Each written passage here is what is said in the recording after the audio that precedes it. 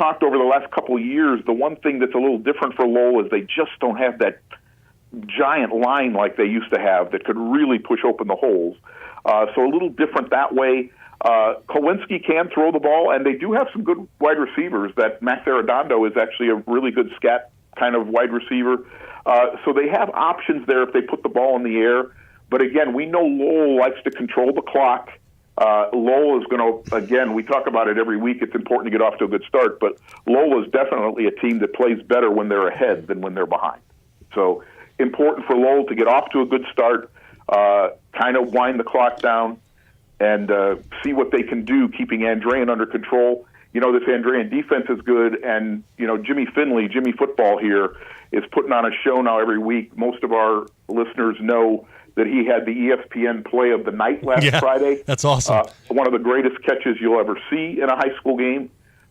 So there's a lot to contain here for Lowell on the defensive side also. And the good news for Andrean is they actually had a little life out of their running game last week, which they had not had much of this season. All right, Gary, you're going to have a fun one there. Anything else you want to add before we let you go? If this game goes into overtime, I'll just leave it at that. All right. Well, we're going to leave. Gary Graven's going to leave us with a cliffhanger, and we'll see how that sentence is ended by the end of the night. Yeah, so we'll see. All right. Thank you, Gary. That is Gary Graven with On the Field with Lowell and Andrean. He's going to have a fun one there. And how about this? How about we go ahead and take a quick break on 89.1 FM, the Lakeshore.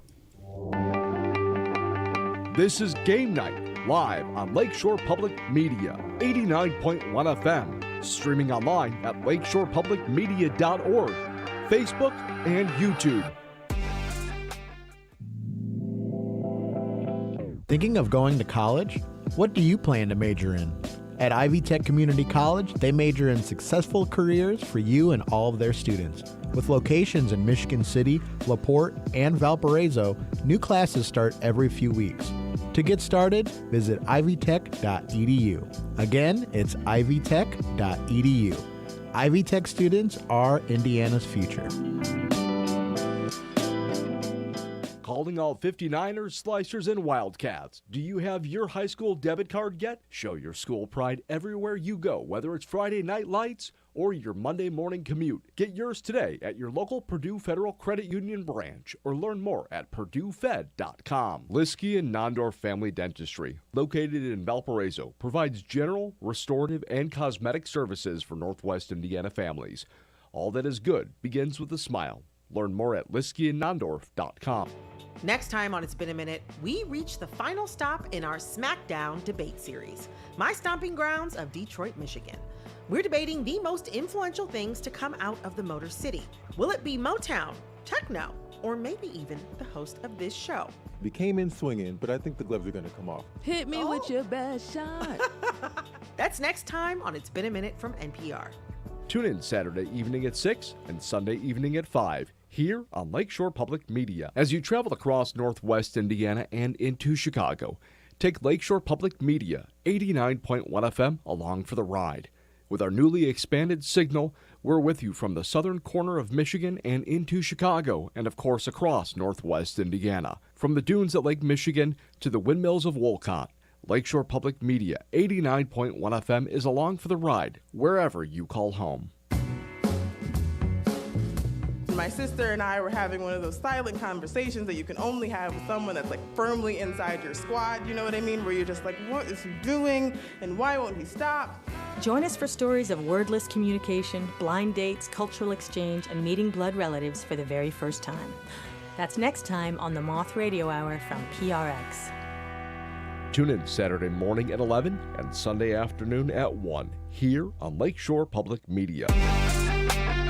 Now, back to the action here on Game Night. All right, Ben Kolodzinski back with Wayne Svetanoff. I want to say thank you to Pepe's for taking care of the Game Night crew this evening. Located at 260 East 84th Drive in Maryville and serving our community for 43 years, Pepe's is a full-service restaurant with a large dining room, lounge, and patio areas available for patrons. The Espinoza family, owners of Pepe's in Maryville, would like to wish all of our local teams the best of luck this season. Also, check out Lakeshore Public Television's Friends and Neighbors segment highlighting Pepe's, available on Facebook Facebook and other social media. Wayne, how was your dinner tonight? Always great with Pepe's. I'll tell you, they do a great job of feeding us, and yes, they do. And but they do a great job of having great food too. Delicious. You can't go wrong with tacos, and they provide us with tacos and some rice and some vegetables. It's wonderful. We thank them, but they do more than just that. They do drinks. They're a full service restaurant. I remember as a kid going to Pepe's. It was always a treat. So thank you, Pepe's, for everything you do for us. And speaking of a treat, we've got a treat for you folks. We've got Jason Hill with an on-the-field segment for our Game of the Week, Wheeler at Griffith. Jason, what's going on? Good evening, guys. How are we doing tonight? Doing well. How are you? Pretty good. Excited for this matchup. I got Wheeler coming in on a 6-game winning streak, and we got undefeated Griffith. I think a date that both teams kind of had circled here late in this season as things kind of panned out with Griffith off to a great start this year, rolling into the playoffs here. And Wheeler, after a couple of tough losses early on in the season, really playing some good football right now. So we should have a good one out here at Griffith. Yeah, I think it's going to be a good one here. Now, Griffith, we keep saying, was a bit of a surprise this year, but being undefeated. But they've just proven to be a really good football team. Jason, what are you thinking from Griffith tonight?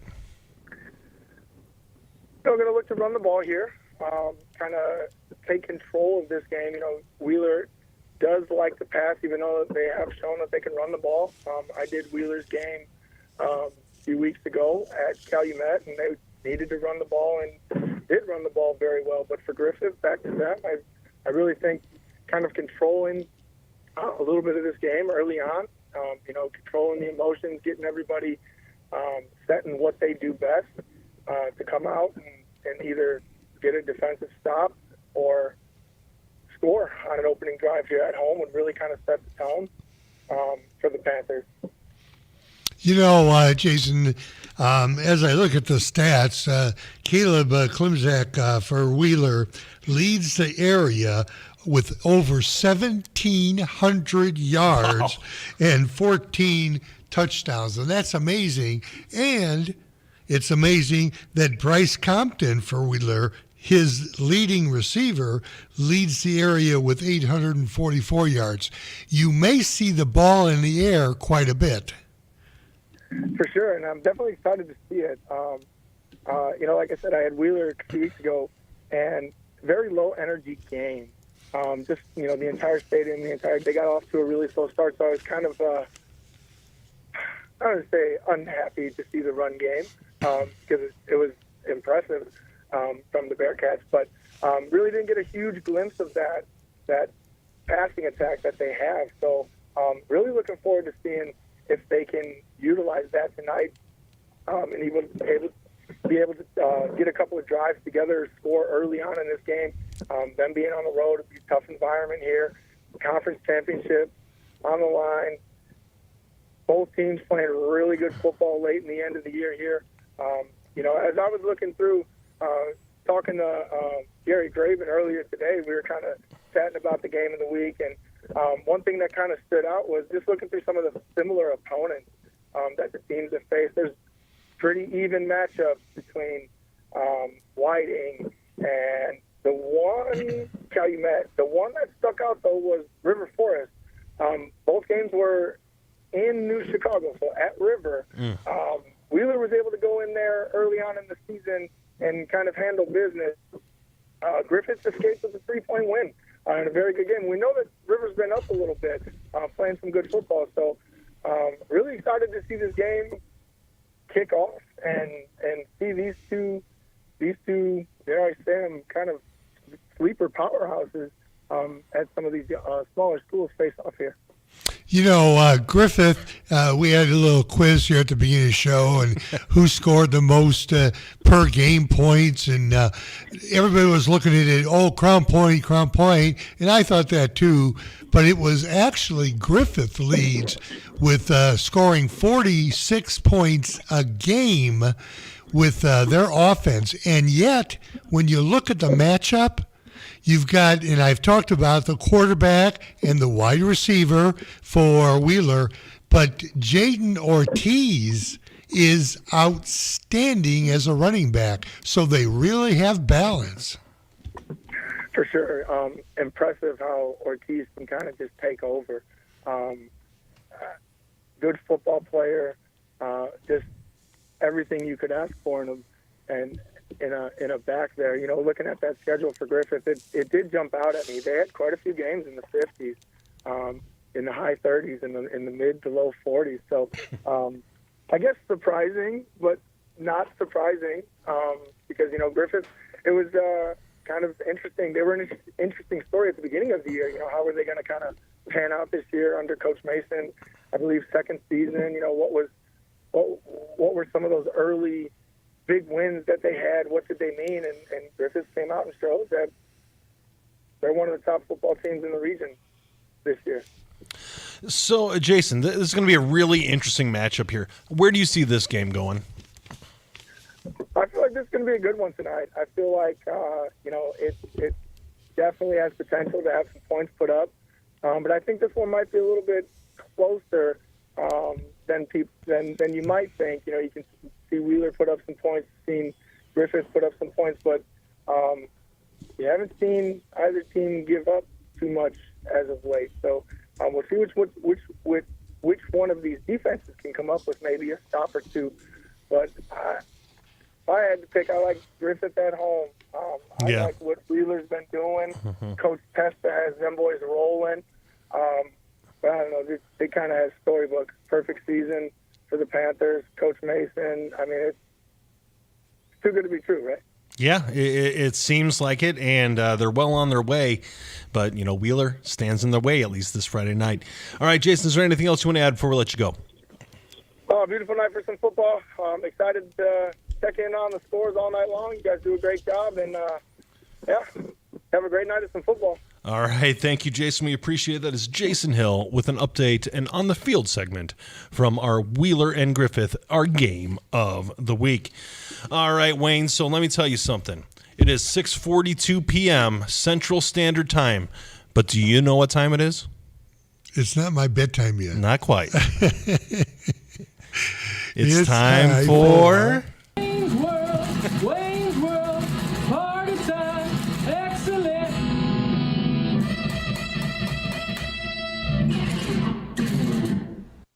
All right, it's time for Wayne's World. Let's start off with the little five. What do we got, Wayne? Number 5 is Bishop Knoll, making a nice turnaround this season.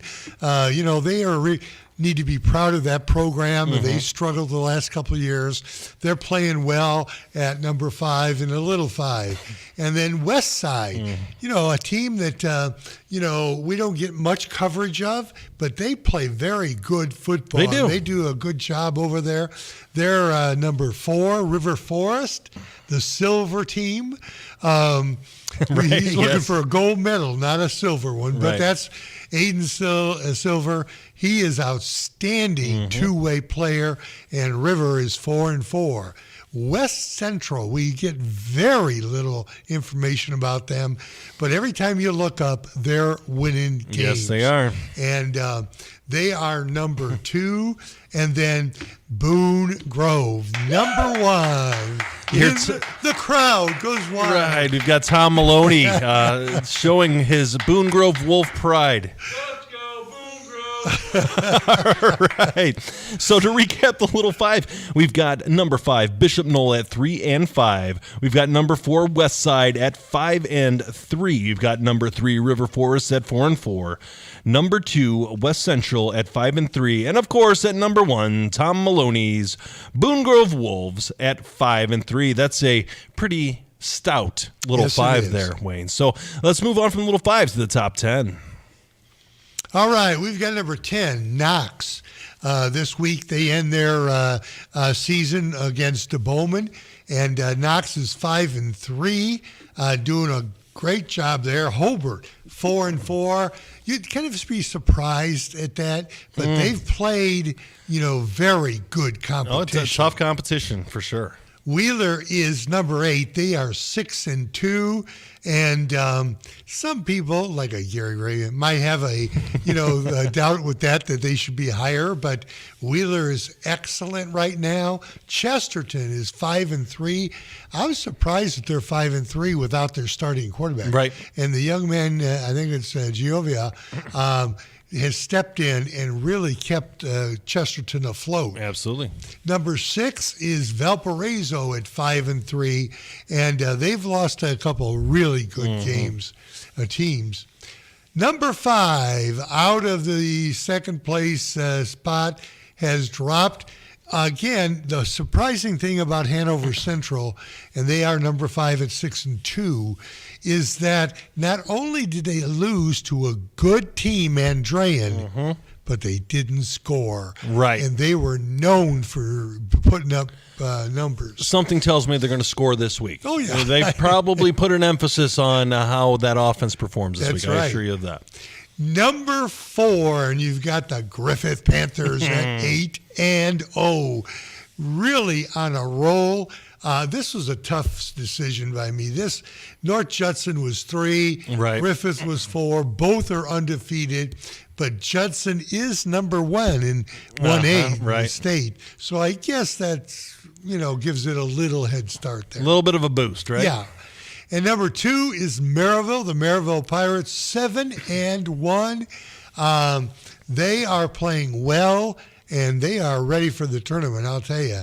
But so is the number 1 team in not only Northwest Indiana and my heart, but that is the Crown Point Bulldogs at 8-0. I can't believe that they're number 6 in the state. Who does that? Well, you know what?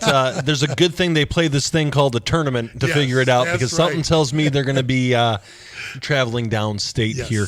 So to recap here, we've got at number 10, we've got Knox at 5-3. We've got Hobart at number 9 at 4-4. Number 8 is Wheeler at 6-2. Number 7 is Chesterton at 5-3. Number 6 is Valparaiso at 5-3. Number 5 is Hanover Central at 6-2. Number 4, Griffith at 8-0. Number 3, North Judson also at 8-0. Number 2 at Maryville at 7-1. And of course, number 1, Crown Point at 8-0. Speaking of North Judson, while we're at it here, I'm going to go out on a limb, and it's not a very flimsy limb, and say North Judson's going to win 1A state title. I certainly hope so. I think you're right. I don't think they've had many close games at all. Most of them, they may be scoring up there with Griffith and Crown Point to where they're beating people. They are. They're beating people up, and they're awfully good. Yes, they're just awfully good. But you know what else is awfully good? Let's talk about some of our players of the week. Let's do that. Okay, and this is our number 1, our Chuck DeMoss, player of the week. We've got Holland Harris with Morton. Wow, 350 passing yards and 6 touchdowns versus Hobart. And as Gary said, this was a game of a lifetime. A lifetime. That is. And so he has to be, and really he probably shares this award with his running back, Deshaun Woods. He had 385 total yards and 5 TDs first Hobart. So I am not a math guy. That's obvious. If you looked at my GPA, you looked at my SAT scores, all that jazz. But I'm looking at that's 11 touchdowns and 735 total yards between 2 players. That is an incredible performance. That really is. So do you want to make the executive spur of the moment decision that these 2 gentlemen share the Chuck DeMoss player of the week? Definitely. I think that's a fair statement. And you know what? We're going to put it up for a vote. Anyone else? All right, it doesn't matter because Wayne's world and Wayne's word is law around here. So we're going to go with that. But how about this one? Another talented performer. We've got Larry Ellison with Crown Point. Boy, he has been outstanding for the Bulldogs. And the Bulldogs have so many outstanding athletes. It's amazing. And he really stands out. 4 touchdowns versus Chesterton last week. So earlier we talked about the heart-to-heart connection, and I prefer the Heart Foundation. But either way, there's a lot of heart there in Michigan City. We've got Trinaston Hart from Michigan City. Yeah, and this could have been a heart-to-heart because he keeps throwing to his brother. But, Hart had 122.5 quarterback rating. Wow. I'm not sure that Caleb Williams had that last week. And 4 TDs versus LaPorte. And that's a rivalry game. That's the Battle of LaPorte County there. That's right. And, for him to perform like that, just an incredible performance here. And then we've got a young man from Hobart, the running back, Willie Shear. This young man has been out with injury. Adding him to the backfield there in Hobart, and he's still getting back into it, you know. You could see 4 TDs. He's getting back into it. They're going to be a factor in the sectional. I think so. They have a tough sectional. They're going to run into, Hanover. They're going to run into, New Prairie, which is a powerhouse from Rolling Prairie, Indiana. Those are 2 of the better teams here in the northern half of Indiana, and they're going to battle those teams. But they got that momentum going for them right now. So to recap the offensive players, we've got Holland Harris, we've got Deshaun Woods, both of Morton, we've got Larry Ellison of Crown Point, Trinaston Hart of Michigan City, and Willie Shear of Hobart. How about we move from offense on to defense? We've got another Hobart Bricky. We've got Bryce Tolliver. Had a pick 6 versus Hobart, and that made the game close right there. And, that's one of the reasons they went into overtime. Absolutely. Defense looms large in close games like that. So, that kept the Brickies into that game. For Griffith, we've got Colton Strezzo. Yeah, and he had a pick 6 versus Calumet last week. And Griffiths, don't overlook Griffiths' defense. They score a lot of points offensively, but they have a very, very good defense, and he's one of the factors. They are stout. They are just a good team, and like you said, they're still young. Yes. They're building something pretty good there up in Griffith, Indiana. Speaking of another good defense here, we've got Adrian Hawley from Michigan City. He's been one of our defensive players of the week this season before because he intercepted a pass at lineman's dream. Right. But now he came up with 2 fumble recoveries versus LaPorte. Right. He is a heck of a defensive end. So I will give a little bit of insight to our listeners and viewers. As a defensive lineman, if you're recovering fumbles, unless it is blatant and it's a nice scoop right to you, it is very difficult to hold on to that ball in that scrum. So I will just say I've done it a handful of times when my playing days. It is not an easy thing. So Adrian Hawley's been apparently hitting the weight room because he can really take care of that ball. So let's move down to Kankakee Valley. We've got Jaden Anderson. Yeah, he had a pick 6 against Highland, and I just love highlighting the defensive guys that can get a pick 6 and take it to the house. There is not much more of an exciting defensive play than that pick 6. I am partial to the sack, fumble, scoop, score. Okay. But that's just me because I am a lineman, and any opportunity that a big fat guy like me can score a touchdown, I am all for that. So let's go ahead and review our defensive players of the week. We've got Bryce Tolliver with Hobart. We've got Colton Strezzo with Griffith. We've got Adrian Hawley with Michigan City. And we've got Jaden Anderson with Kankakee Valley. All right, let's move on from defense and move to special teams. What do we got here, Wayne? We've got Jalen Wilson with Calumet. With Griffith. And, Griffith, yeah, I'm sorry. 52-yard punt return, TD. You're wondering why Griffith is leading the area in points scored per game. This young man is one reason. Yeah, and anytime you get these huge kick returns, that is an excellent circumstance for your team, and it really boosts the morale of your program there. Then we've got Pete Cusick with Andrean.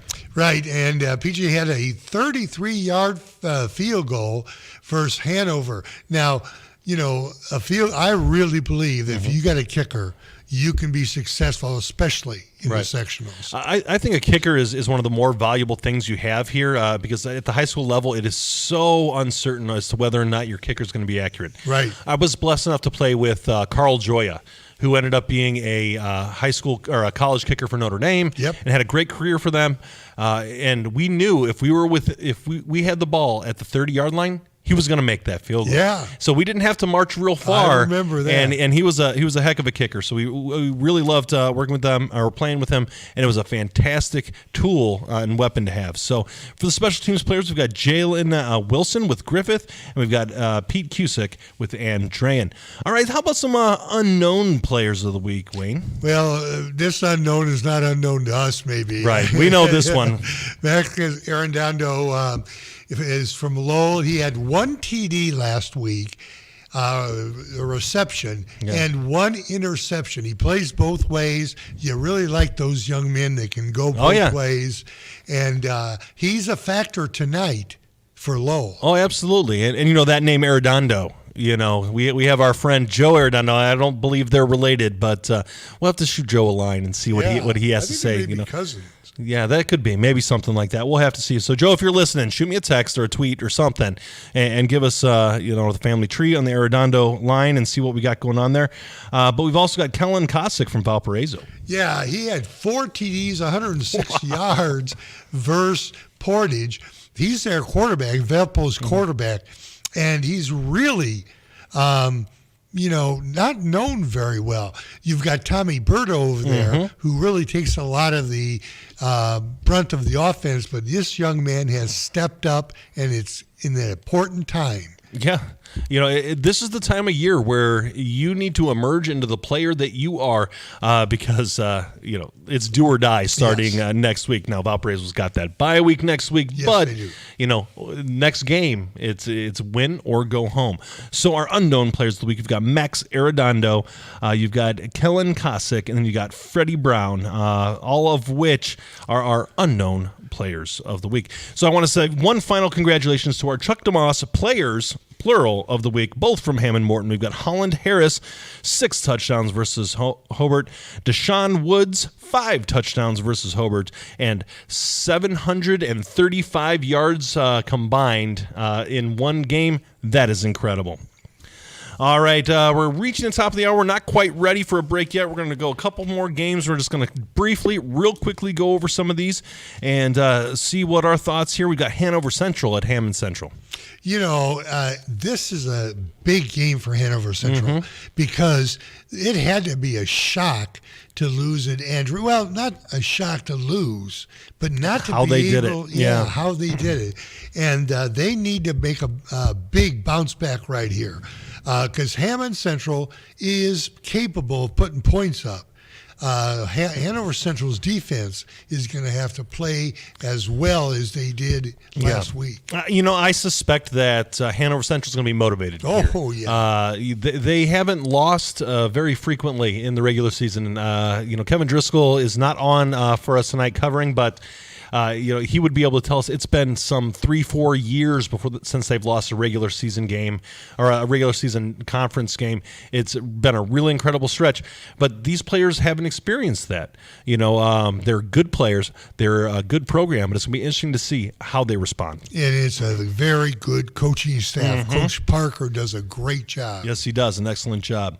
All right, we've got Hobart at Highland. We've already mentioned this one a little bit. I think this is going to be a very interesting game to see how Hobart's momentum continues. Right, and this is a team, Hobart, that you need to talk about as far as being ready for the sectional.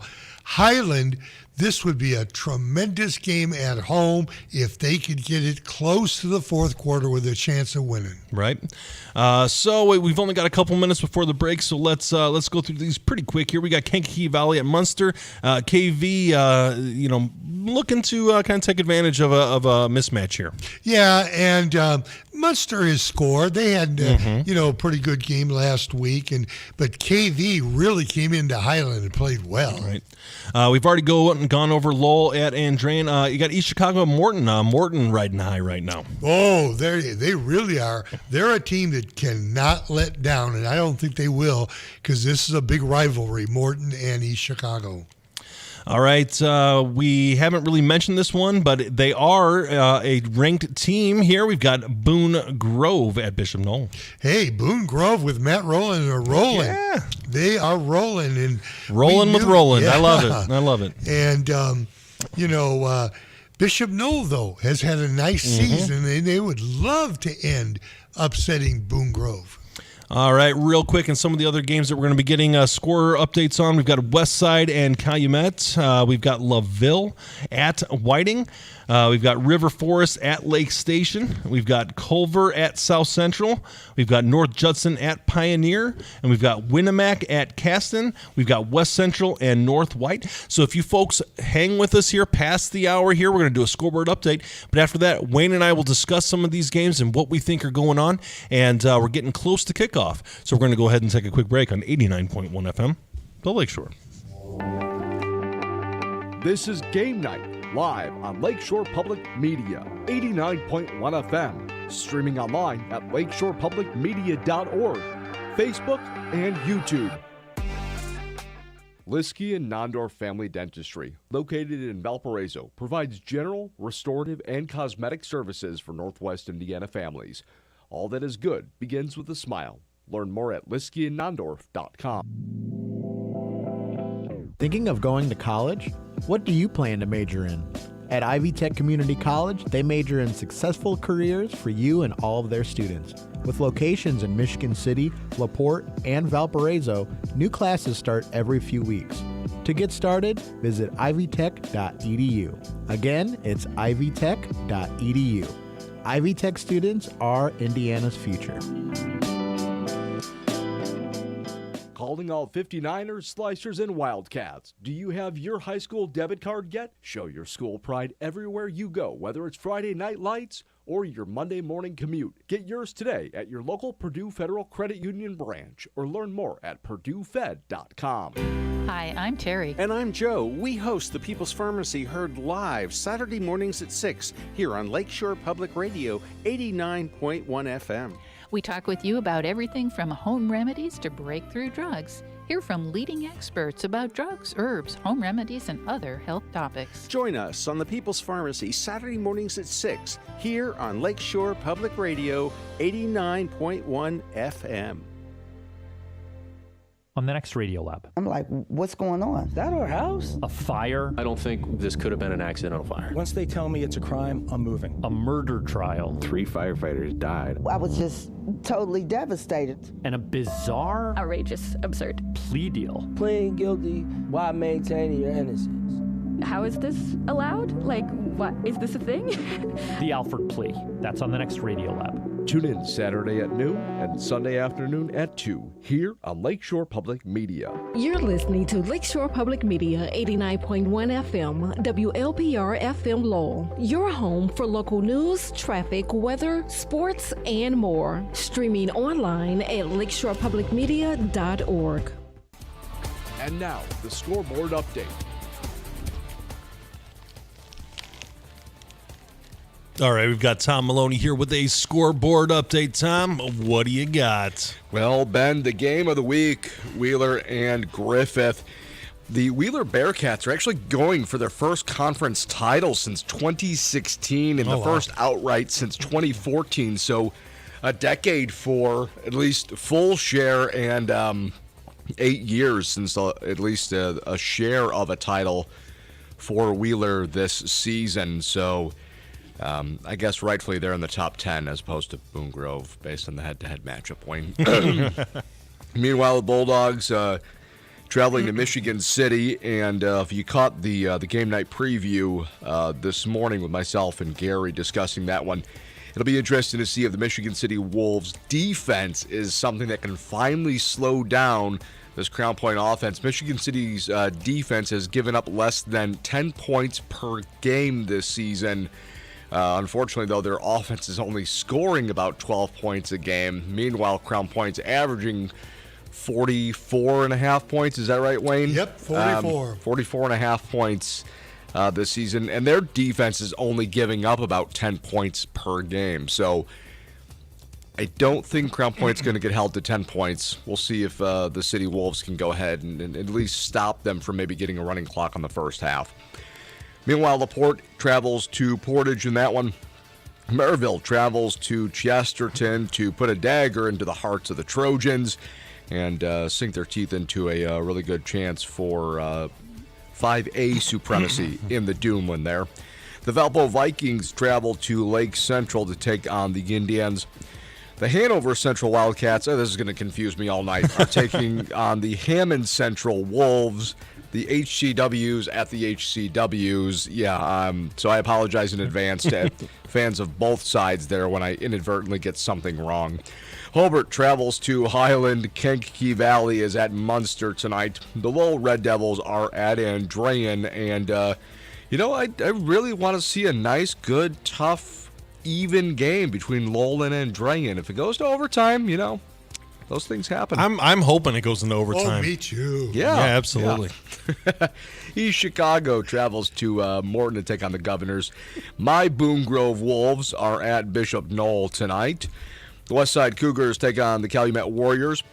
LaVille travels to Whiting, and thanks to a Stafford 10-yard touchdown run, LaVille already has a 7-0 lead there. It was a 6:30 start. River Forest is at Lake Station to take on the Fighting Eagles. Now, I don't know the difference between a Fighting Eagle and a regular Eagle, but I digress. Culver, the Cavaliers travel to South Central to take on the Satellites, and then next week I'm just going to repeat it again because they actually drew each other in the opening round of sectionals.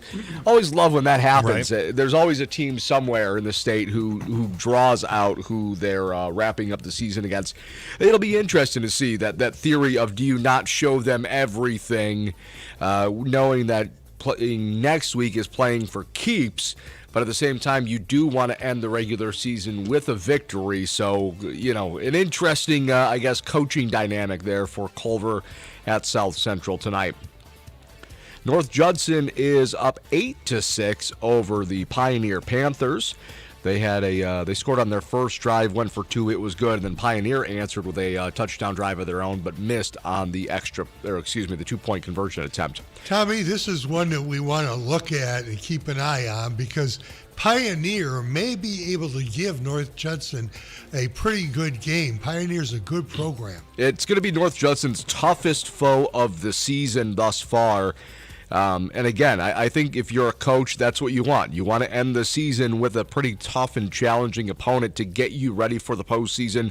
North Judson and Crown Point both, we don't want to say it, but they could become victims of their own success, as we have seen other region teams here in Northwest Indiana before when it comes to doing so well in the regular season that they finally run into a challenge in the postseason that they're just frankly not used to. So it'll be interesting to see how that one plays out tonight at Pioneer. Winnemac, the Warriors taking on the Caston Comets, which I think is probably my favorite mascot / moniker here in Northwest Indiana. Caston is up 3-0 thanks to a 29-yard field goal by the coolest name, I think, that I'll probably read tonight, Drew McGrew. Yes.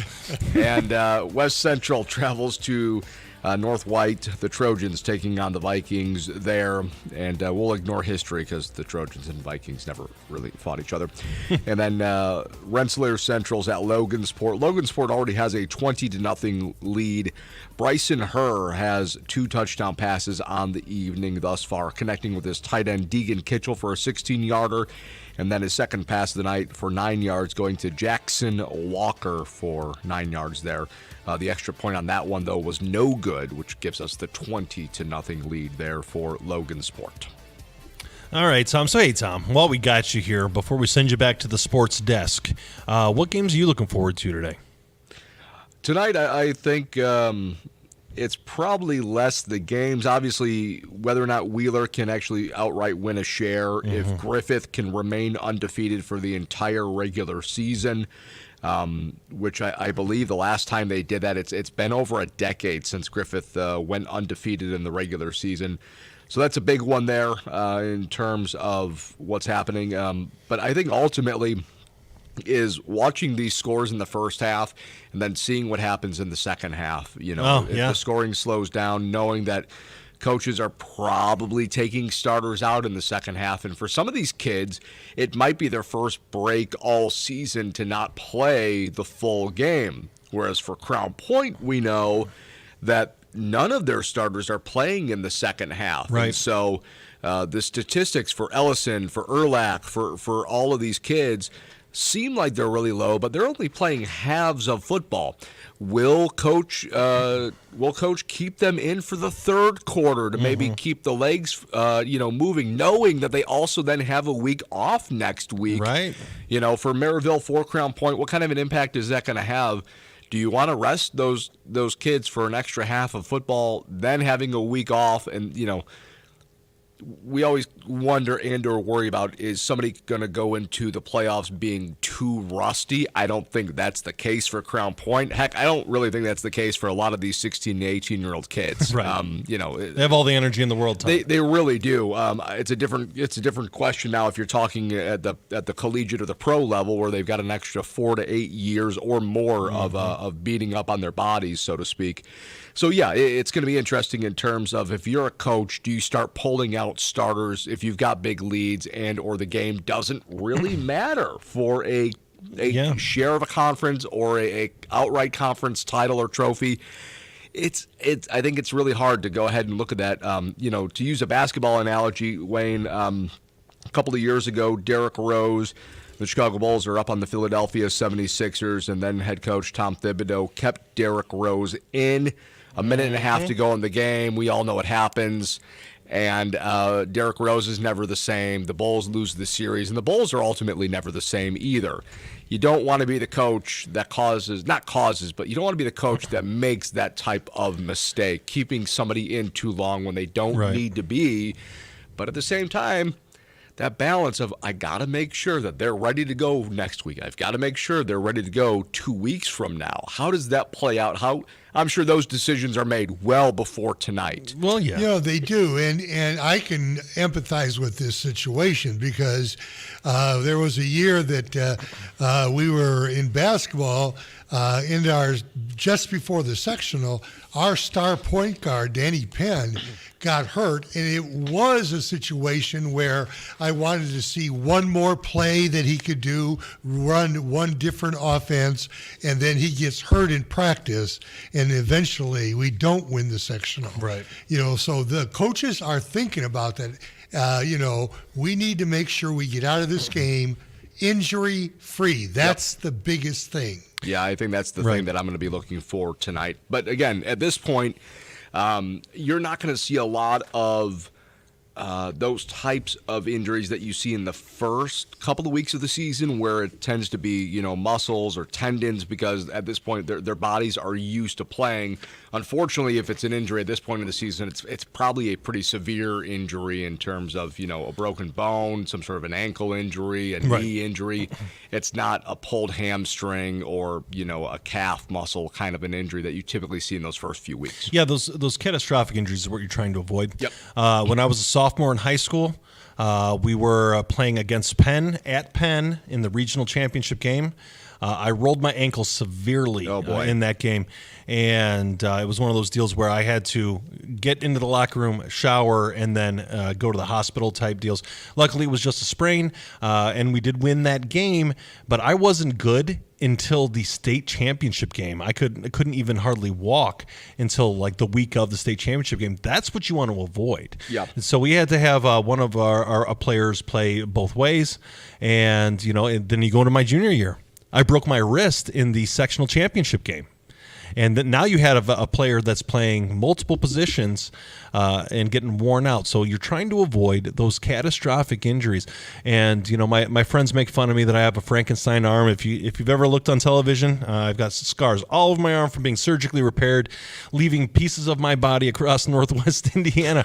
But that's what you don't want in this circumstance, especially in a game that's already well in hand. Exactly, and you want everybody to come out on top because you want to see the best of the best playing their best football as sectionals start. So hoping everybody stays healthy, and I will say we have, knock on wood, gotten lucky. Looking ahead to next week, we are looking at highs in the mid to low 60s on Friday night. So it might be 10 straight weeks of really nice weather. That matters, not having to deal with the mud or the rain, not having to deal with the really sort of freakishly cold weather that we sometimes get, where it can have an impact. All of a sudden you start seeing defensive backs, not that I ever did this, but pulling up short on a tackle because it's cold and it stings and it hurts. And Yeah. the kid's got an extra 100 pounds on you. And you're like, all right, I'll kind of dive at his legs. I never did that, I promise. No, I'm sure of it. But it's one of those things that the weather all season long, and especially tonight and looking ahead to next week as well, looks pretty good. And I think that's going to be a really big help to a lot of players here in Northwest Indiana. All right, thanks, Tom. We appreciate your input there. Thank you, fellas. All right, thank you much. So, Andrew, I want to bring you into the conversation here a little bit. What game are you looking at that keeps you interested this week? I'm going to go with two. The obviously the game of the week, and also probably the Hanover-Hammond Central game. Okay. Why the Hanover-Hammond Central game? I just feel like it could be a close game, and if there's a chance that Hammond Central could have a good showing going into the playoffs, I think in the locker room that would do a lot going forward. Yeah, that could be. Get that positive momentum. Thanks, Andrew. I appreciate your input there. There's, I'm going to talk about Andrew's thing. Hammond does have an excellent running back. I think he's number 2 in the area. Right. This Terry young man. So they can score. They can score. So it's going to be, I know that Hanover Central's defense is very, very good. It'll be tough on Hammond Central. But, that's going to be a good game. I think it is going to be a good game as well. And it's going to be really interesting to see how this game goes forward. Me, on the other hand, I am interested in our game of the week. And we have our correspondent Jason Hill with an update of Wheeler at Griffith. Jason, what's going on? Line 1 there, Andrew. All right. Hey, are you there, Jason? Got you guys. All right, hey, what's going on there with Wheeler at Griffith, our game of the week? First quarter score, Wheeler on their first and the only possession of the game so far on a 6.5-minute drive after a wild finish to the series, finally puts it in the end zone on a 4th and goal from the 11. From the 11? Slant right to Bryce Compton. Caught it coming across the middle, beautiful play.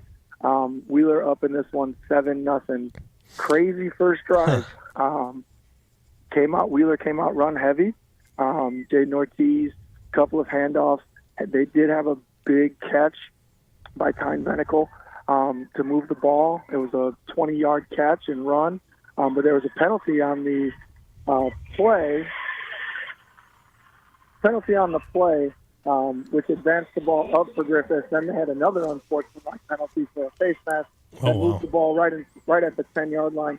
But it did take Wheeler a bunch of time and a nicely orchestrated drive. This game has been physical from the start. I can hear them from the sideline getting after each other out there. The atmosphere here, as you guys can hear behind me here, big run back from Griffith here to set him up inside Wheeler territory already. The atmosphere here tonight is definitely top notch. So we'll keep you posted here. It is 7-0 7-0 Wheeler with 6 minutes to go in the first quarter.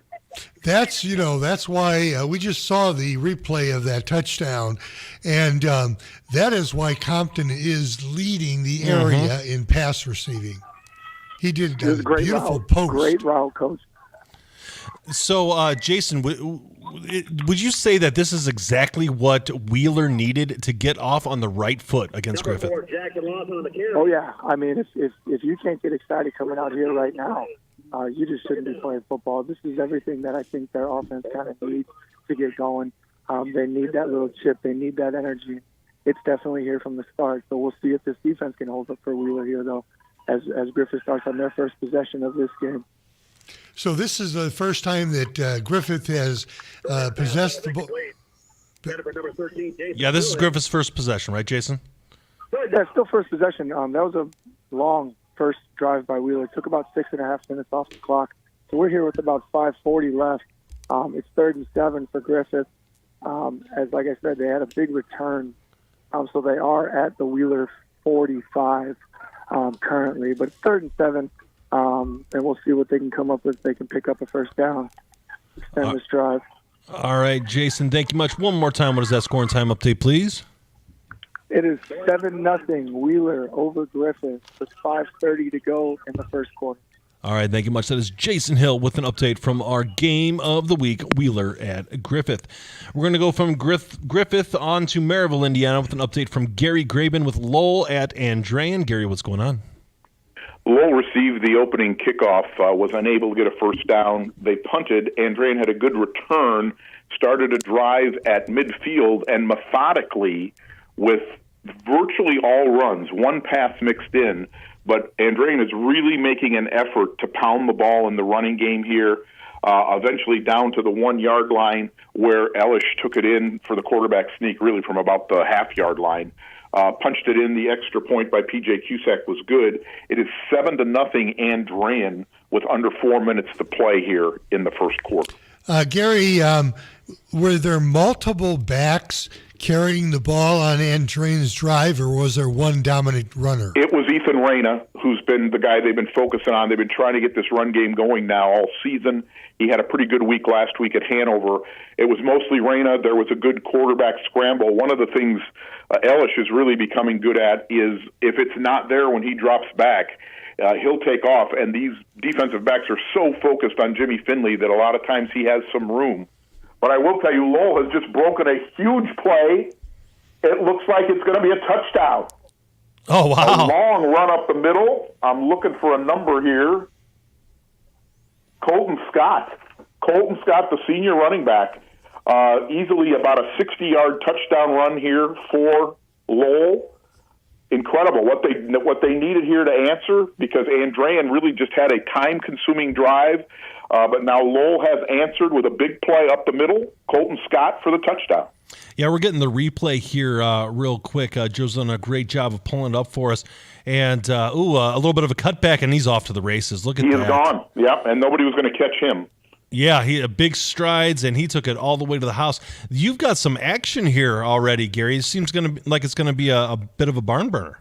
Again, these are old friends getting together here at 5959 Broadway. So nobody usually ever pulls away in this game. This is like a good rivalry game, no matter what the records are. So again, game plan's good. Both teams having success here early, and as we're inside 3 minutes here of the first quarter, we have a tie game. Very, very interesting, Gary. How much time is left there on the clock? We're under 3 minutes left here. I also, to answer the question you guys had, Max Arredondo is not related to the legendary Joe Arredondo. Okay. Now we know. Because Jason Hill and I were at a Lowell basketball game last year, and Max happened to be sitting in front of us wearing his jersey, and we took a picture, obviously with the flip phone. Jason had to send it to Joe, and sure enough, Joe replied, no relation. By the way, I would point out, credit to you guys, week 9 and no flip phone jokes this year. Don't worry, there's still time. There's still time, Gary. Well, again, low-hanging fruit. We know where you guys like to find humor. One other note. Did you have anybody on hold? No, it's the Gary Graben Show right now. Okay, one other note. I learned this week that on the Munster football team, there is a starting lineman named Nick Rosinski, and he is the great-grandson of Pete Rosinski. Well, there you go. Wow. So how about that little nugget?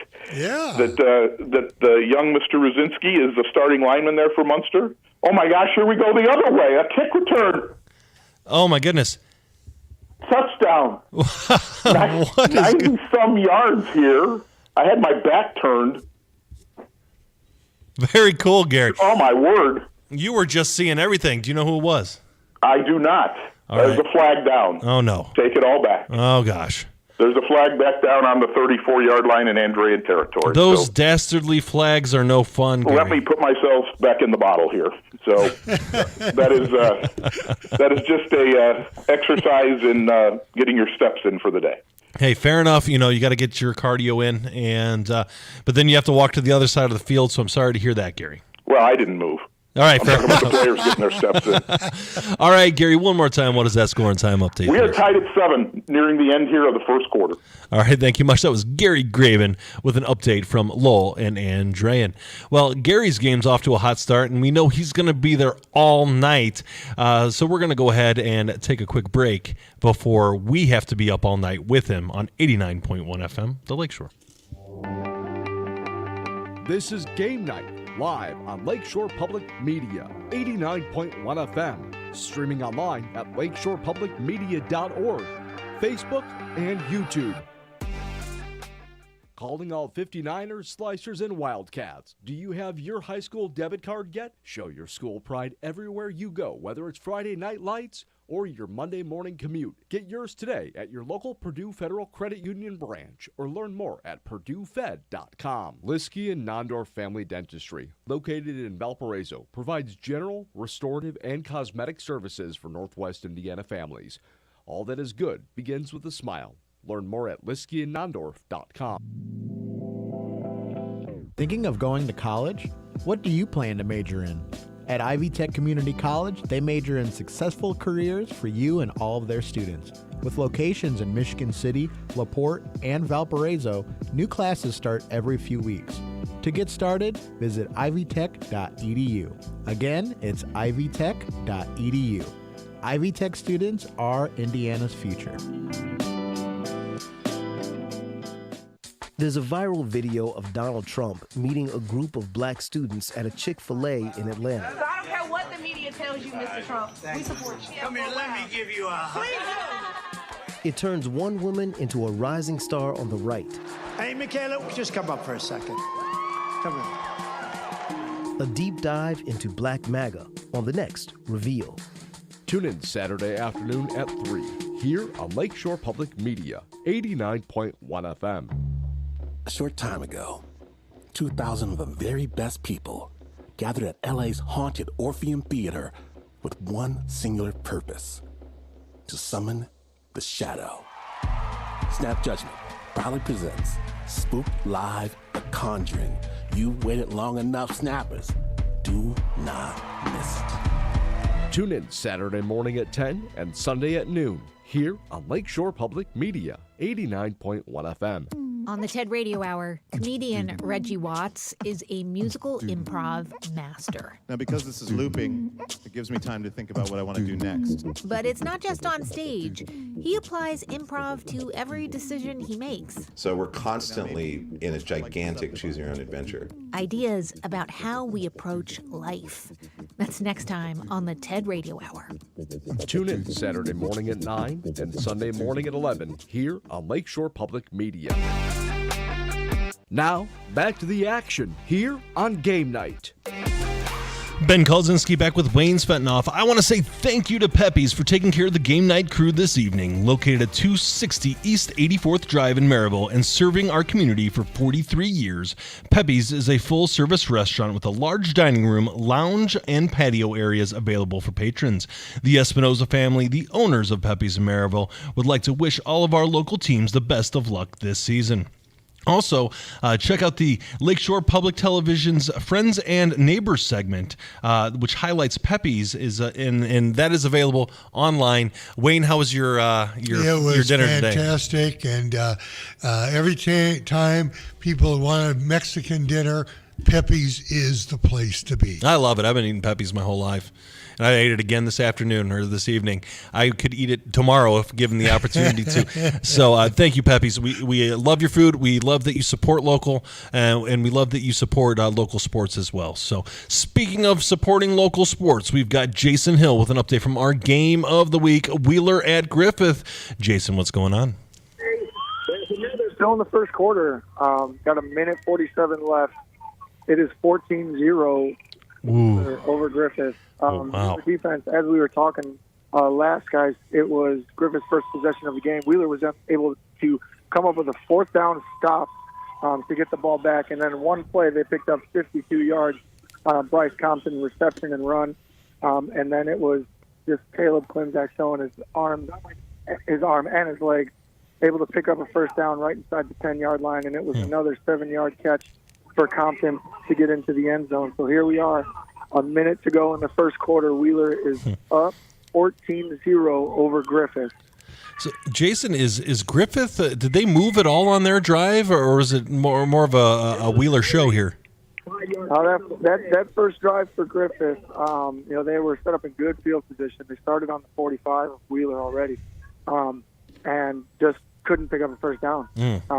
They were helped out a little bit by a penalty, but couldn't pick up a first down. And then it was a beautiful open field tackle by two Wheeler defenders that really shut down that fourth down because there was running room there. It's just a great open field tackle that swung some momentum for Wheeler. Coach Testa was feeling it. First play in that possession, like I said, it was a 52-yard pitching catch from Klimzak to Compton. So all Wheeler in this first quarter as it comes to an end. Griffith, however, on this second drive of the game for them has been Jason Dillon, and it has been a heavy load for him running the football. As they're set up on a big 4th and 6 right now, looking to pass, and they're going to turn it over again in the first quarter on downs. And we're going to start the second with Wheeler football at their own 45, looking to put some real pressure on Griffith. Jason, is Griffith's quarterback having trouble completing passes, or is it the Wheeler defense? He was able to complete a couple on this drive here. They were actually able to pick up a first down, a couple short, quick outs. But Wheeler's coverage here has really kind of held strong. They've dropped back to pass a few times already this evening. But the pass game just not clicking right now for the Panthers. What was working was Jason Dillon. It kind of seemed early on in that second drive there, Wheeler was on their heels when Dillon was running the ball. Hard runner. He ran a couple right up the middle. I'm not sure that might be something the coaches see and want to run back to because the run game was working there. But big stop here for Wheeler.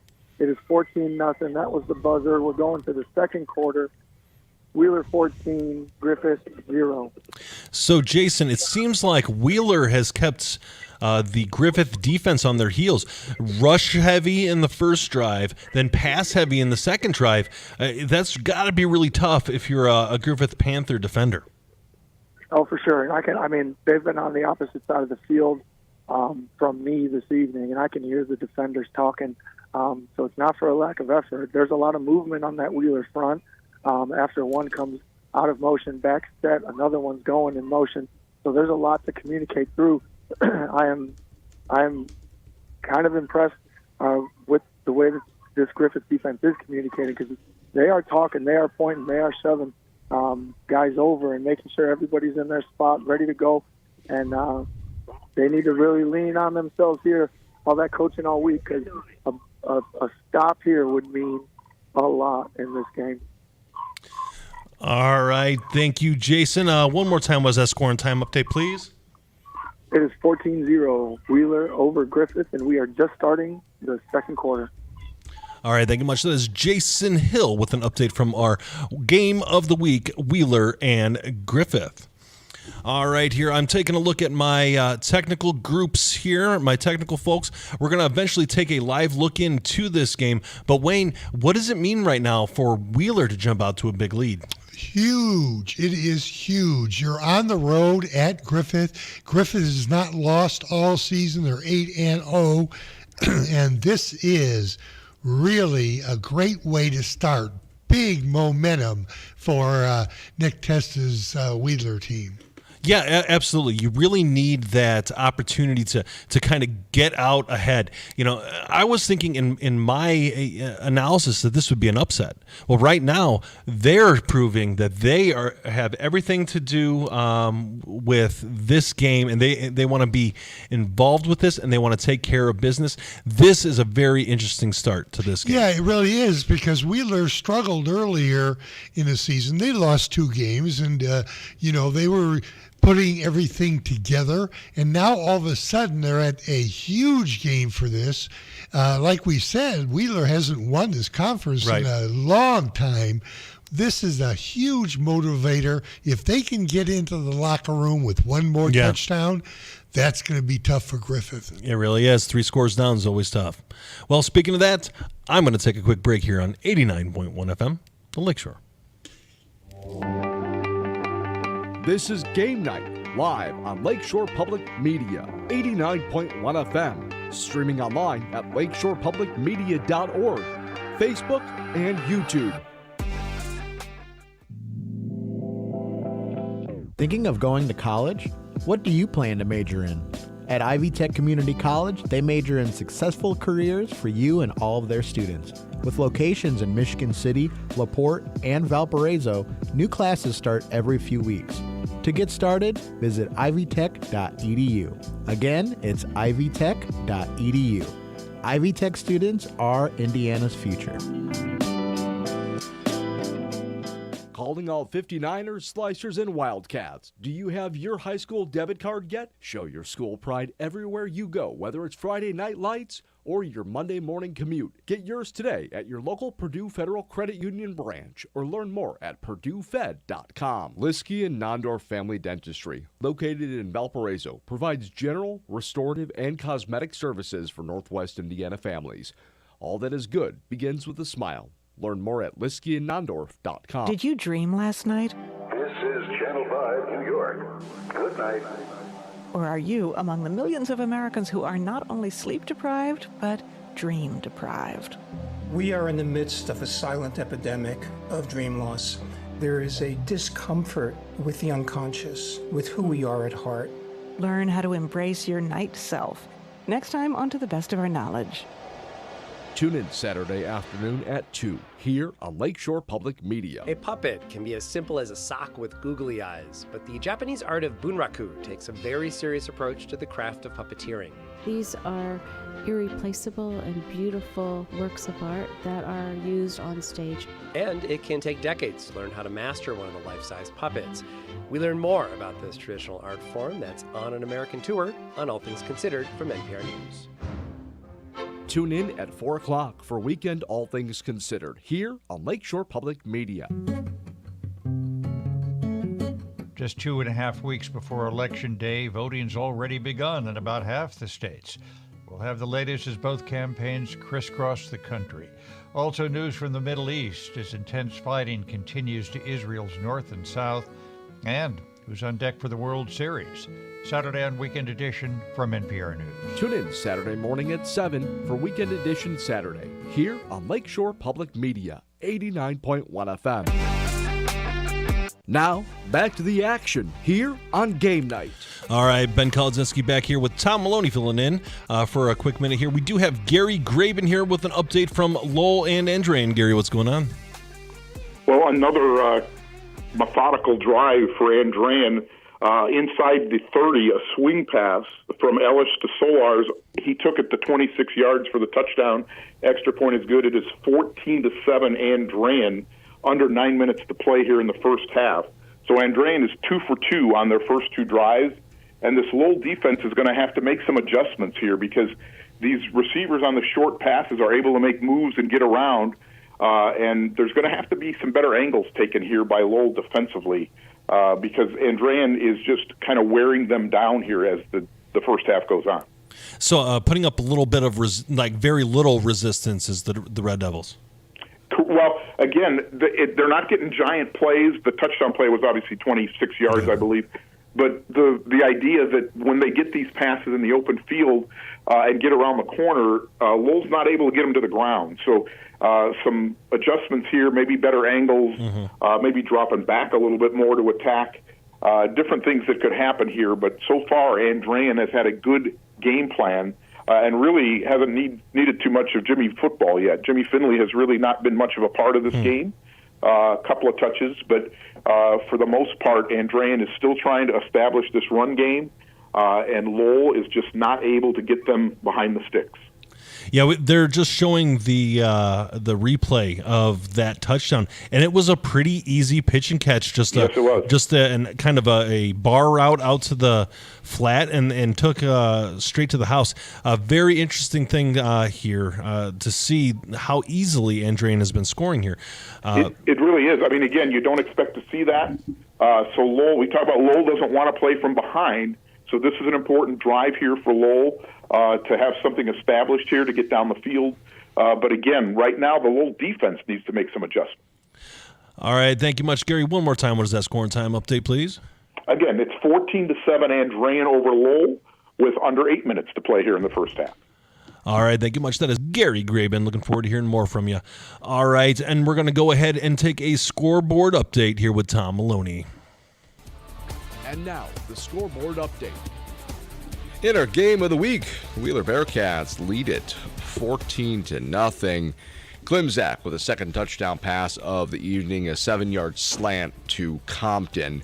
Earlier completing an 11-yard touchdown on a 4th and 11 to Bryce Compton. Kind of a surprise there on the early opening drive for Wheeler to go for it on a 4th and 11, but they did. And they converted to go up 7-0, and then Klimzak again with his second score of the night. Crown Point is up 7-0 thanks to a Larry Ellison 1-yard touchdown run. Now, guys, now I told you that Michigan City's defense might be pretty good. Yeah. It's unofficial, but I believe that they forced the first Crown Point punt in the first half this season. Wow. They forced the Bulldogs to go ahead and punt early in the first quarter. And so they as a result, Crown Point decided then to go for it a little bit later on a 4th down, did not convert, turned the ball over to Michigan City at their own 33-yard line. City could not convert, and as a result, Crown Point got the ball back, was able to drive down, and Ellison scored again from a yard out. But Michigan City's defense forcing a punt, forcing a turnover on downs against this high-powered, high-octane Crown Point offense. I don't want to say I was right, but we're only 41 minutes into the night, so we'll see. We'll see. Still time, Tom. Still time. No update yet from, or rather, no score yet from LaPorte and Portage in that game. Maryville and Chesterton. The Chesterton Trojans, Josh Davis, touchdown return of a blocked punt from Owen Edlin. The extra point, though, was missed. Maryville, though, counters with a field goal from Benito Gonzalez from 25 yards out. I don't remember saying Benito Gonzalez's name at all this season. This might be the first Maryville field goal I've seen this year. I'll have to do some more research on that. I'm trying to dig into it to see if that's the case. But nonetheless, Chesterton up 6-0. We actually don't have any updates yet from Valpo at Lake Central there, so waiting to hear some sort of information coming out of that game. Hanover Central is leading Hammond Central 21-6. I got it right. Okay, cool. I told you, got to go through that one very slowly here. Hobart is up 7-0 over Highland. Kankakee Valley, the last update we had here. Hobart's up now 21-0. Last update I had was 7-0. They're now up 21-0. KV is up 14-0 over Munster. And Andrean, as you just heard, Ellis de Solars on a swing pass for the 59ers gives them a 14-7 lead over the visiting Lowell Red Devils. East Chicago traveling to Morton to take on the Governors tonight. Last update I had there was Morton up 7-0 in that one. Boone Grove looking to get all over Bishop Knoll. They are up 14-0 already. A Mark Rowland touchdown run and a Chris Peters 30-yard touchdown reception has given the Wolves a 14-0 lead over Bishop Knoll. West Side Cougars traveling to Calumet to take on the Warriors there, 6-6. Scoring for Calumet was Jalen Hillard on a touchdown there. The 2-point conversion, no good. LaVille at Whiting. A back-and-forth affair. LaVille up 21-14. Stafford has a couple of touchdown runs already for LaVille, and then Nice has now added a 1-yard touchdown run as well for the Lancers. River Forest at Lake Station tonight. River Forest up 21-0 there thanks to a 20-yard touchdown pass from Aiden Silver to Harper. That was Silver's second touchdown pass of the evening. River Forest went up 7-0 thanks to a 51-yard touchdown run by Stansel. The Ingots then kicked the onside kick or at least attempted the onside kick. They recovered it. Wow. And the ensuing play, Silver connects with Mari Malov for a 41-yard touchdown to put them up 14-0. And now Silver to Harper for a 20-yard touchdown to put them up 21-0. So River Forest moving on all gears on a well-oiled offensive machine here against Lake Station tonight. Culver Cavaliers at South Central to take on the Satellites. And the Satellites have a 14-8 lead in that game. North Judson traveling to Pioneer to take on the Panthers. And remember that one time, Wayne, that we thought that the Pioneer Panthers might be a challenge for North Judson? Yeah, that was fun. That was a good time. It's 24-12 North Judson over Pioneer. So I guess it's not a running clock yet or running clock eligible. I guess that's a victory in that regard, but, we'll see. Meanwhile, Caston's up 3-0 over Winnemac thanks to a 29-yard field goal by Drew McGrew. Attaboy, Drew McGrew. West Central traveling to North White. No update yet there. So we'll get to you when we are able to come across something. And then Rensselaer Central traveling to Logansport tonight. Logansport is up 26-0 there at the half. And then Knox is shutting out the Bowman Eagles 14-0. All right, thank you much, Tom. That is Tom Maloney with our scoreboard update. All right, let's go to our game of the week. We've got Wheeler at Griffith. We've got Jason Hill with an update. Jason, what's going on? Well, Griffith got the response that they needed from their defense and their offense. Faced with a 4th and 4, Wheeler opted to go for a field goal. Griffith perfectly times the snap, gets enough pressure up the middle. Field goal was missed. Griffith offense took over with pretty good field position. Steady dose of Jason Dillon on that drive. He probably carried 40-plus yards himself on that drive. Set the Griffith Panthers up into Wheeler territory. And then in one big play, 42-yard catch and run, it was Jason Quillen with a Q at wide receiver who caught it. Wow. 42 yards and was in the end zone. So here we are, 14-7. Griffith good off the missed field goal. Defense held. Perfectly timed snap. Good drive for the Griffith offense. Heavy dose of running back Jason Dillon. Capped off with a 42-yard pitch and catch to wide receiver Jason Quillen. So here we are, 14-7. Wheeler leading Griffith, 6.5 minutes to go in the first half. So, Jason, they just showed us the replay of that touchdown. It seemed like just a seam route right up the hashes, and he was actually triple covered. Beautiful ball. It was a perfect pass. He was actually triple covered in a, well, I wouldn't say triple. He got behind the deep coverage where there was 3 safeties. And so it was very interesting to see that, how that turned out. So seems like there's a bit of life coming here from the Griffith Panthers.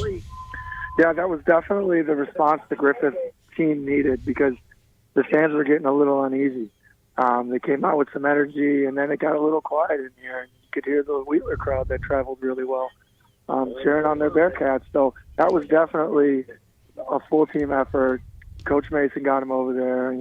Hey, we're going to go with what we do best. They ran that ball, saw an opportunity in the pass game, took care of business, and got themselves back in this game before halftime. So it's the Dillon Quillen. There you go. Yeah, it kind of got me. It kind of got me because I was like, hey, that was not number 6. Who caught that? And I had to look at my roster. Yeah, Mr. Dillon at running back and Mr. Quillen at wide receiver, both named Jason. So, all right. Jason Dillon, Jason Quillen. Oh, my. There's a lot of Jasons going on in this game, Jason. Yeah. So Jason, what do you think is going to be the key right now for Griffith? Well, it's 3rd and 15 right now. Wheeler had a great start to this drive, but it's kind of stalled here. They're facing 3rd and 15 right now. Right now for Griffith is let's get the 4th down, hopefully 4th and long, and put some pressure on a punt, put some pressure because they've had a couple of good returns this evening already. They got a couple of athletes who can get out in space, but Unfortunately, it looks like Wheeler's going to pick up a first down on 3rd and 15. So not what Griffith was looking for. But Griffith needs a defensive stance here. They can't allow Wheeler to go back up 14. Sure. Even though Griffith will get the ball to start the second half, you want to keep this within a score. All right. Thank you much, Jason. One more time. What is that score and time update, please? 6 minutes to go in the first half. It is 14-7. Wheeler leading Griffith.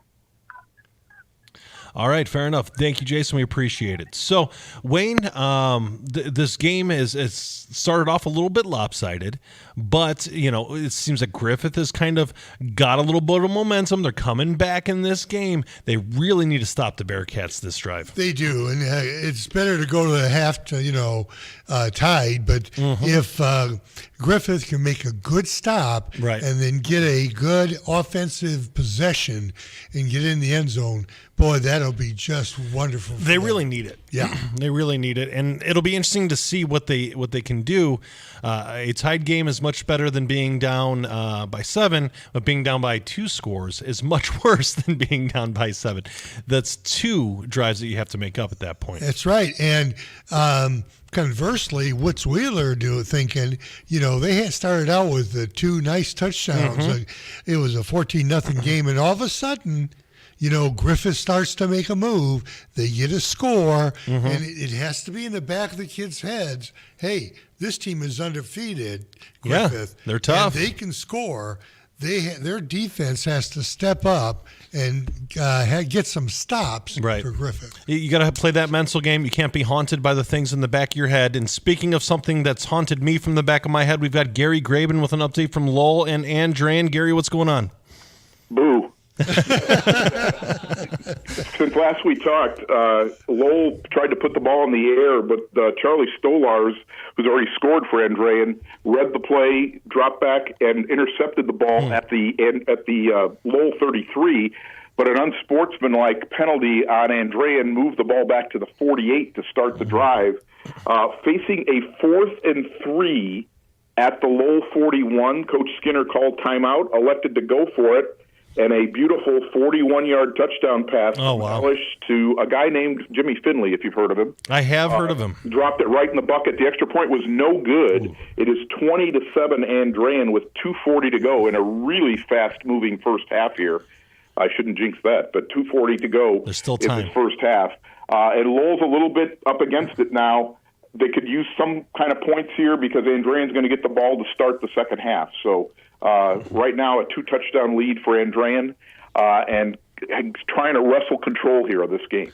So, Gary, you had mentioned earlier we haven't heard much from Jimmy Finley, but hey, look who's back. Well, and again, it's interesting, just one man on him and no safety help rotated over. So if our guy Joe gets that highlight for you. He just put it up right now. No, that's the live look in right now. So he'll find it here. Yeah, because it was a beautiful drop right in the bucket. So great play there. That's the interception that we just saw. Okay, yeah. They threw the interception. He just stepped right in front of that pass out there on the right flat, and took it over. But I can definitely see why there was an unsportsmanlike penalty right afterwards for sure. Yeah, he read. That's kind of a scouting interception. It looks like because he knew what play was coming there. And he stepped right back into that lane. Again, like I said, Andran is really getting better week to week as much as any team in Northwest Indiana. And they are starting to put the pieces together now with this running game that's starting to come because that's the one thing that's been missing. And they're having more and more success each week with this running game. Yeah, they just showed the replay here. At least on our angle, it was behind the scoreboard or the score bug when they scored. But it seemed like it was a heck of a pass. Probably 40 yards in the air? Would you say, Gary? It was a 41-yard touchdown play. He caught it at about the 5, so he dropped it in the bucket 36 yards, and he just took the last couple strides in. So, Gary, where do you see the rest of this game going? Well, again, we've talked about Lowell is not a come-from-behind team, so they can't fall any further behind than this. And as we just talked about, they could really use something, even if it's just a field goal before the half, just something successful, positive going into the locker room to build on here because Andran right now is starting to take control. So Elish, the quarterback for Andran, now has 2 touchdown passes. You are correct, sir. All right. So, Coach, if you are calling or motivating this Lowell team, what do you do as a coach to make sure something good happens on this drive? Well, you can't make something good. Well, of course, right. But the point is, your point is that right now they need to keep it this score or get a field goal, Right. like Gary said, Right. and then go into the locker room and they've got to make some adjustments because Andrean is starting to move the ball. Well, and again, as we talked about, without much passing, I would expect in the second half, Andrean's going to open up the playbook a little more, which might make even more trouble for Lowell. So they need to stay within striking distance here to have a good chance. Gary, Solars just intercepted it. He didn't take it into the end zone. He did not, no. Okay. As a matter of fact, there was a penalty there, and they started back on the 48-yard line. So that's wiped the interception out? No, it was after. No. It was an Okay. unsportsmanlike after the play. There was a little bit of talking after the whistle there. Just a little. Which happens Just like in a you rivalry. and Ben for the last taco. That got pretty intense, Gary. I'm not going to lie. Our audience doesn't need to know that. Well, here's the thing, though. Andrew was the one who jumped in and took the taco, so neither one of us got it. Well, he's like Solomon. He was Yeah. going to cut it in half. The peacekeeper that is Andrew Johnson. That is Andrew. All right. Anyways, Gary, what is that score and time update, please? We're in the final minute here of the first half. Andrean 20, Lowell 7. Lowell does have the ball across midfield in Andrean territory. We'll see what happens here. All right, thank you much. That is Gary Graben with an update from Lowell and Andrean. We're going to go from Andrean and move on to Griffith for our game of the week. We've got Jason Hill with an update from Wheeler and Griffith. Jason, what's going on? What a game of the week. It is 21-7. Wheeler has extended this lead with 2 minutes to go in the first half. As we were on the phone, we had Caleb Klimzak pick up a big first down on 3rd and 15. That drive was extended, very long drive. Not too much time off the clock with the passing and things, but seemingly a very long drive that Griffith was going to survive. They had a tackle made on 3rd and 8. It was going to be 4th and about 5, putting Wheeler in a tough position to make a decision, but unfortunately on the play, there was an unsportsmanlike penalty, so that set up Wheeler with a fresh set of downs. Inside the 15, they were able to pick up a first down at the 1-yard line, just extending this drive to the max, and finally it was we'll call it a half-yard touchdown run for Levi Murray. Big, tough running back here was able to punch it in for Wheeler to extend this lead back to 14, and here it is, 21-7 with 2 minutes to go in the first half. Wheeler leads Griffith. So we're looking at that touchdown run right now, and it's just a quick counter play right there through A-gap, and it looked pretty easy, and it seems like Wheeler's offense is slicing through this Griffith Panthers defense. 38-yard line. Yeah, they've been pretty methodical. They're actually even using the clock. I can, cheating over here with my ears. But listening in the coach test on how he's been communicating, and it's kind of poetic. They can run it down and they can move fast and they can do a lot, and it's really kind of thrown off Griffith a little bit. Hey, they're moving quick, and then they slow down. It takes time, and then all of a sudden, big play. So this tempo of this game it's kind of interesting. Clock starts to tick and it starts to wind, and then all of a sudden it slows down. So Wheeler's kind of had an advantage there. They've been able to dictate a lot of the tempo here tonight, and Griffith, unfortunately, has been playing catch-up. So we'll see. Like I said, 2 minutes left in the first half here, 21-7. Wheeler up on Griffith. So we'll see what happens as they punt it away back to Wheeler right before the half. All right, Jason, thank you much. We appreciate the update. Looking forward to hearing more from you. All righty, guys. All right, thank you much. That was Jason Hill with our game of the week. And as that game is approaching halftime, we are approaching halftime of our show. We're going to go ahead and take a quick break on 89.1 FM, the Lakeshore. This is Game Night, live on Lakeshore Public Media, 89.1 FM, streaming online at lakeshorepublicmedia.org, Facebook, and YouTube. Calling all 59ers, Slicers, and Wildcats. Do you have your high school debit card yet? Show your school pride everywhere you go, whether it's Friday night lights or your Monday morning commute. Get yours today at your local Purdue Federal Credit Union branch or learn more at purduefed.com. Liskey and Nondorf Family Dentistry, located in Valparaiso, provides general, restorative, and cosmetic services for Northwest Indiana families. All that is good begins with a smile. Learn more at liskeyandnondorf.com. Thinking of going to college? What do you plan to major in? At Ivy Tech Community College, they major in successful careers for you and all of their students. With locations in Michigan City, LaPorte, and Valparaiso, new classes start every few weeks. To get started, visit ivytech.edu. Again, it's ivytech.edu. Ivy Tech students are Indiana's future.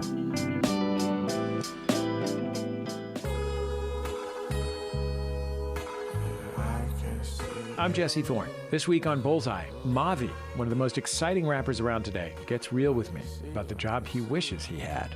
I love teachers, though. You know, I want to be a teacher. I want to teach biology really badly. That's what I think my last job will be. That's on the next Bullseye from MaximumFun.org and NPR. Tune in for Bullseye, Saturday evening at 5, here on Lakeshore Public Media. Crime has been a major issue in the 2024 campaign. But what if we're often misunderstanding what voters are upset about when they talk about crime? This week on the Ezra Klein Show, I'm talking to Charles Fain Lehman. He's a fellow at the Manhattan Institute who's done a lot of work on the politics of disorder. And I found his explanation and his data really helpful for understanding what the national conversation about crime is often about. Tune in Saturday afternoon at 1 and Sunday morning at 10 here on Lakeshore Public Media. You're listening to Lakeshore Public Media, 89.1 FM, WLPR FM Lowell, your home for local news, traffic, weather, sports, and more. Streaming online at lakeshorepublicmedia.org. Now, back to the action here on Game Night. Ben Kolodzinski back with Coach Wayne Svetanoff. We will have a scoreboard update here very quickly. Tom Maloney is putting the finishing touches on that. But so far, Wayne, we're seeing a lot of action. This has been a pretty exciting week so far. Yeah, and this game of the week is really a great choice. Yes, sir. Wheeler is on a roll. They're playing very, very well. And Griffith, I'm sure, is stunned right now. Yeah, they're on their heels a little bit, but, Tom Maloney's going to go ahead and tell us the story of it right now. Okay. And now, the scoreboard update. Thanks, Wayne. That is a segue of a true professional man. right there. The Bearcats are up 21-0, and quite the surprise. But I guess if you've been watching Wheeler all season long, you're not really that surprised. For Griffith, though, the defense getting pushed around at the line of scrimmage. Caleb Klimczak is able to slice and dice through the air, as he's done twice already tonight with 2 touchdown passes. And it's 21 to it's now 21-7, Yes. Not 21-0. Sorry, that's my fault on the update there.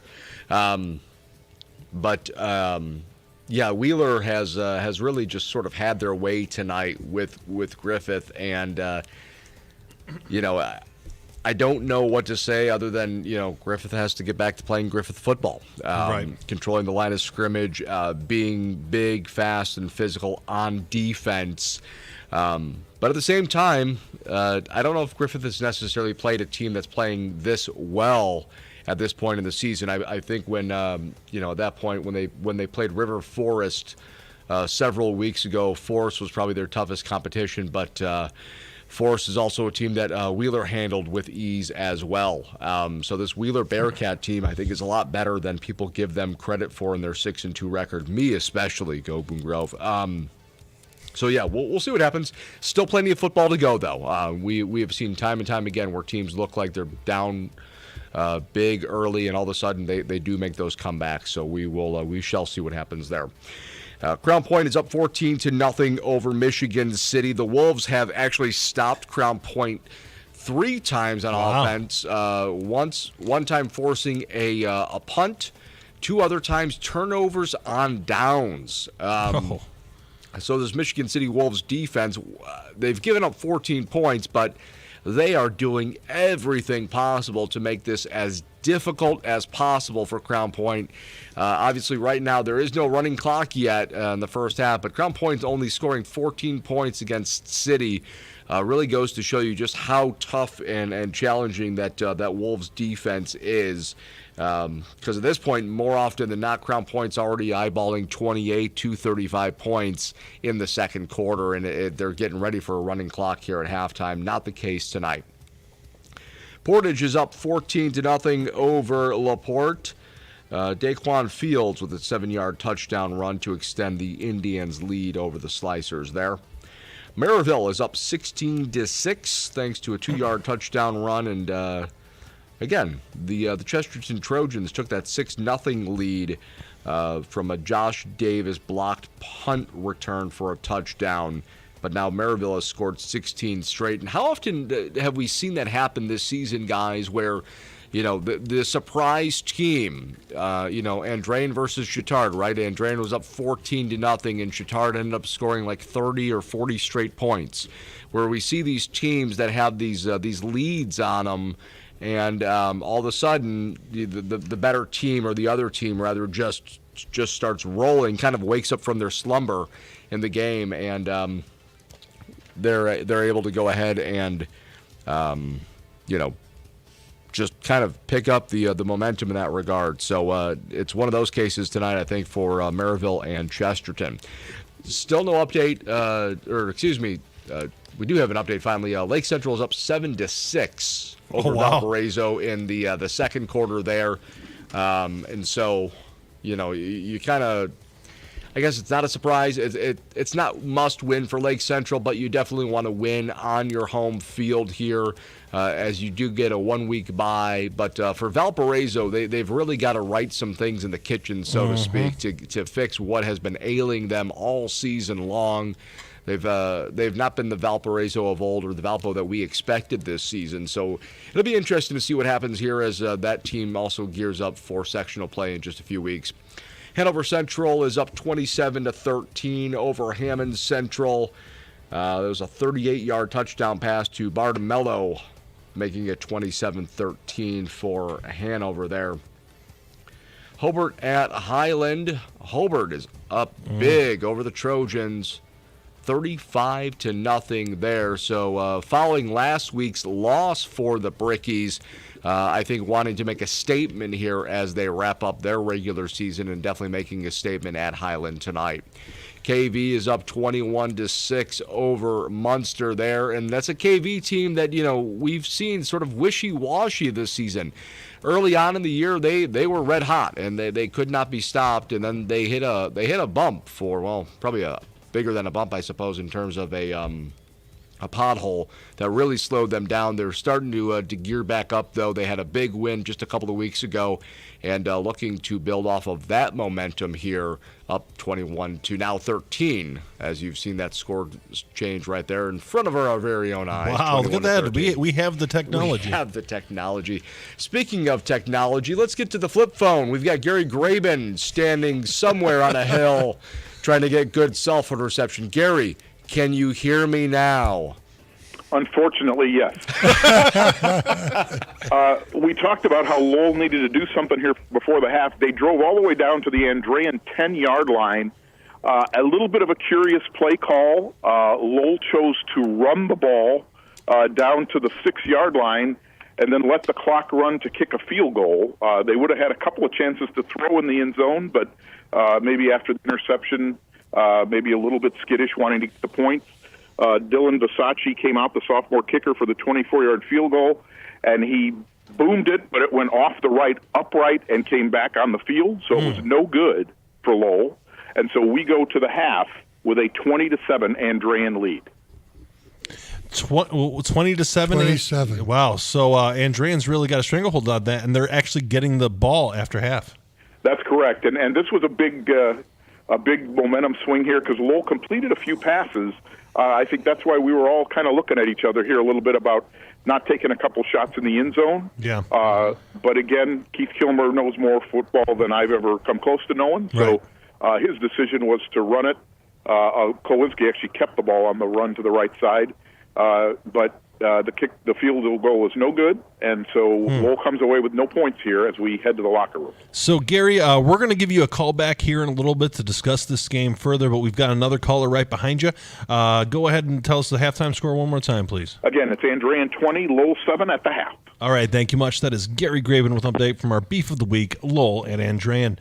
All right, we've got an update from Ryan Sosnowski from Kankakee Valley and Munster. Ryan, what's going on? All right, at halftime for Munster Senior Night, Kankakee Valley High School leads Munster 21-13. The big thing is with Kankakee Valley, he's actually been passing the ball a little bit more. Arroyo, he has about 114 yards throwing and is 6 for 8. He has 1 passing touchdown. And then on the run, Marco Castro has 2 rushing touchdowns, 12 rushing attempts for about 95 yards. And then for Munster, Xavier Rodriguez has a rushing touchdown, and Daniel Schasberger, the quarterback, has a rushing touchdown as well. So Castro has 2 touchdowns? Correct. Yeah, thank you. Yeah, very, very interesting there, Ryan. So it seems like right now it's Kankakee Valley kind of flexing their muscle on Munster, right? Well, Kankakee Valley, they're actually, I'm a little surprised because they're actually passing the ball a little bit more. Mm-hmm. But on defense, like I said, they're an aggressive team. And both teams are actually kind of mostly running the ball and then sprinkling some passes. Munster's quarterback is 5 of 7. So it's kind of like both teams are playing a similar game here. Yeah, very interesting there. So what do you think Munster needs to do to kind of get back into this one, Ryan? Well, you need to continue to isolate Castro, obviously, because, that's their number one guy. So he's going to try to get the ball, and they're going to try to jam it down Munster's throat. And in terms of defense, you still got to be able, defensively, you still have to be able to cover their receivers, because as Arroyo's showing today, he's not afraid to throw the ball a little bit. So that's what Munster probably needs to do. And then for Kankakee Valley, you need to find answers to stop Munster's run. Sam Sudak has about 56 yards. He's a leading rusher for Munster. So, like I said, those would probably be what both teams need to do. All right, thank you very much, Ryan. One more time, what is that halftime score? At halftime at Munster High School, Kankakee Valley leads the Munster Mustangs 21-13 at halftime. All right, thank you very much. That is Ryan Sosnowski with an update from Kankakee Valley and Munster. All right, we're going to go from Munster just down the road to Griffith. We're going to go to Jason Hill with an update from our game of the week, Wheeler and Griffith. Jason, what's going on?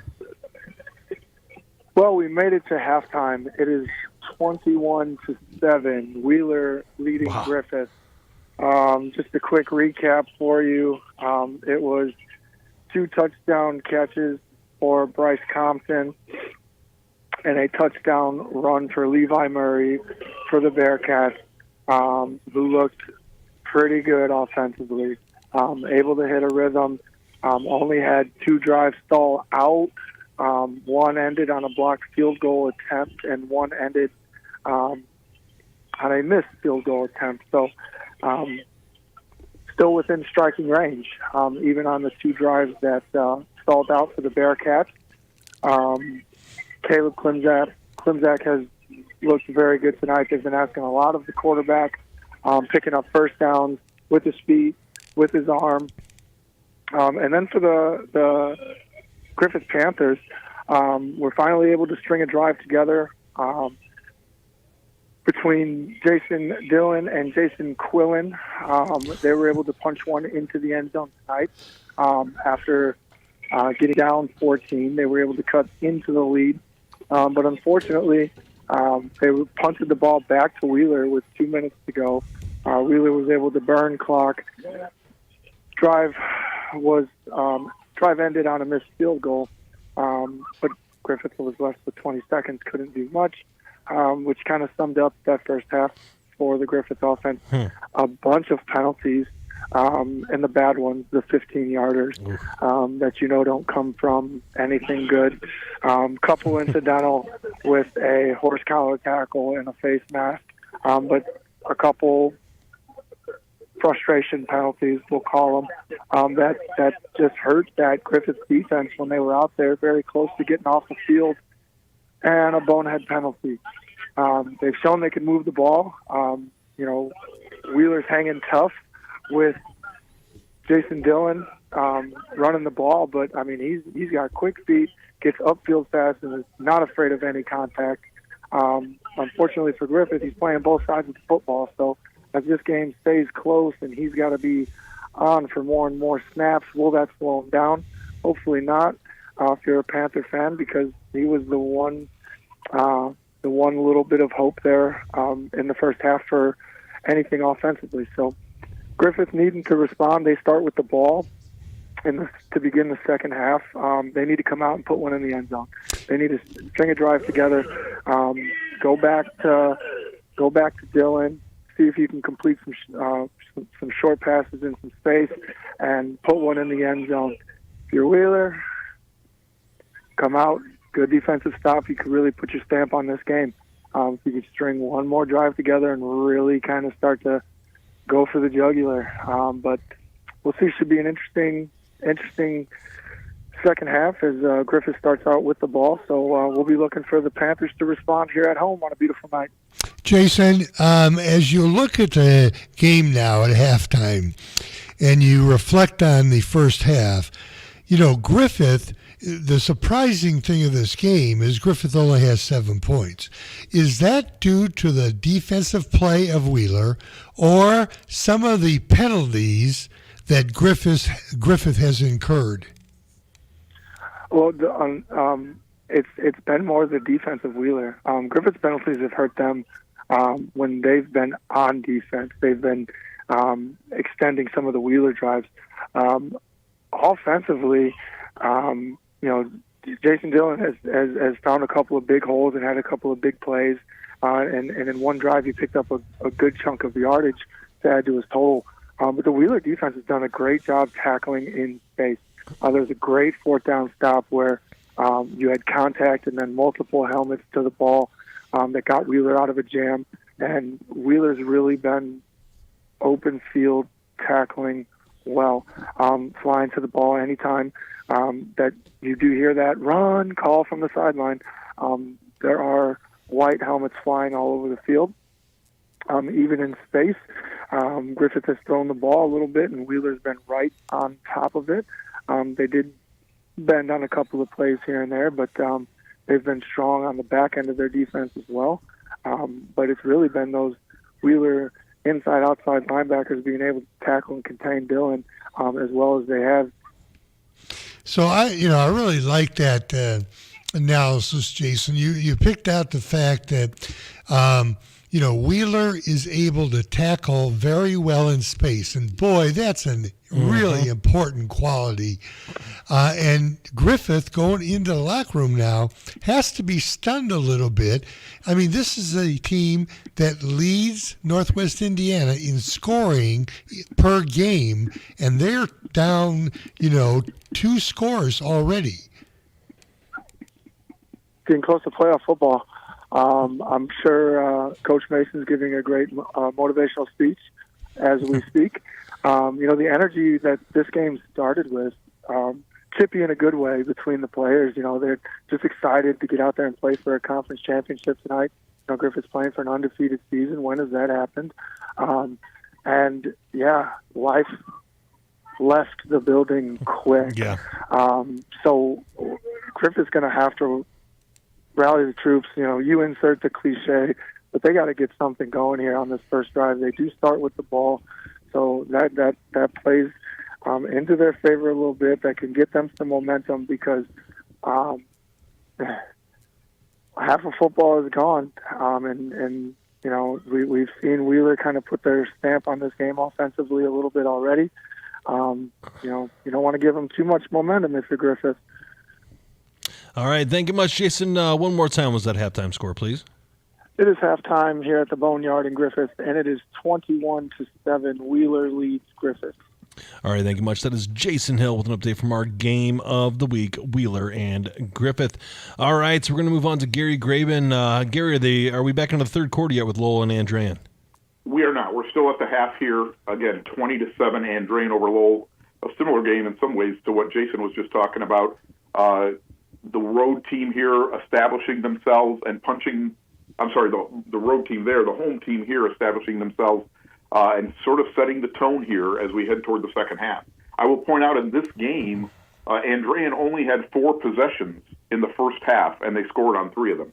So yeah, that's pretty efficient. It's efficient football for Andrean. Lowell had the extra possession and obviously scored on 1, had a missed field goal on 1. But this obviously, if Andrean scores on this opening possession of the second half, it's really going to be uphill for Lowell the rest of the way. Lowell obviously is not a passing team. I mean, they can throw the ball better this year than they have in the past. But down, 20-7 with Andrean having the ball first in the second half, Lowell's got to do something. Stopping Andrean on downs is fine. But if they can make a turnover, create a turnover or something, and then take it in the end zone, they can be back in a ball game. If not, it's going to be a long night. Absolutely. I agree wholeheartedly. This is, again, trying to force the turnover here, get a short field at least, if not take it for 6 points. Because Lowell having to drive the distance is not only difficult against this Andrean defense, but very time-consuming. So it's very important here. Lowell needs some kind of break. They did have some completed passes. I know you guys were having a look in. I don't know if you saw some of those on that last drive. They did complete some passes, and they have not been able to do a lot in the run game. So we'll see if Coach Kilmer switches it up a little bit here with a little more pass. We know they're never going to eschew the run completely, but we'll see. Something needs to happen here, good for Lowell, pretty early in this second half. All right, thanks, Gary. We'll talk to you in the third quarter.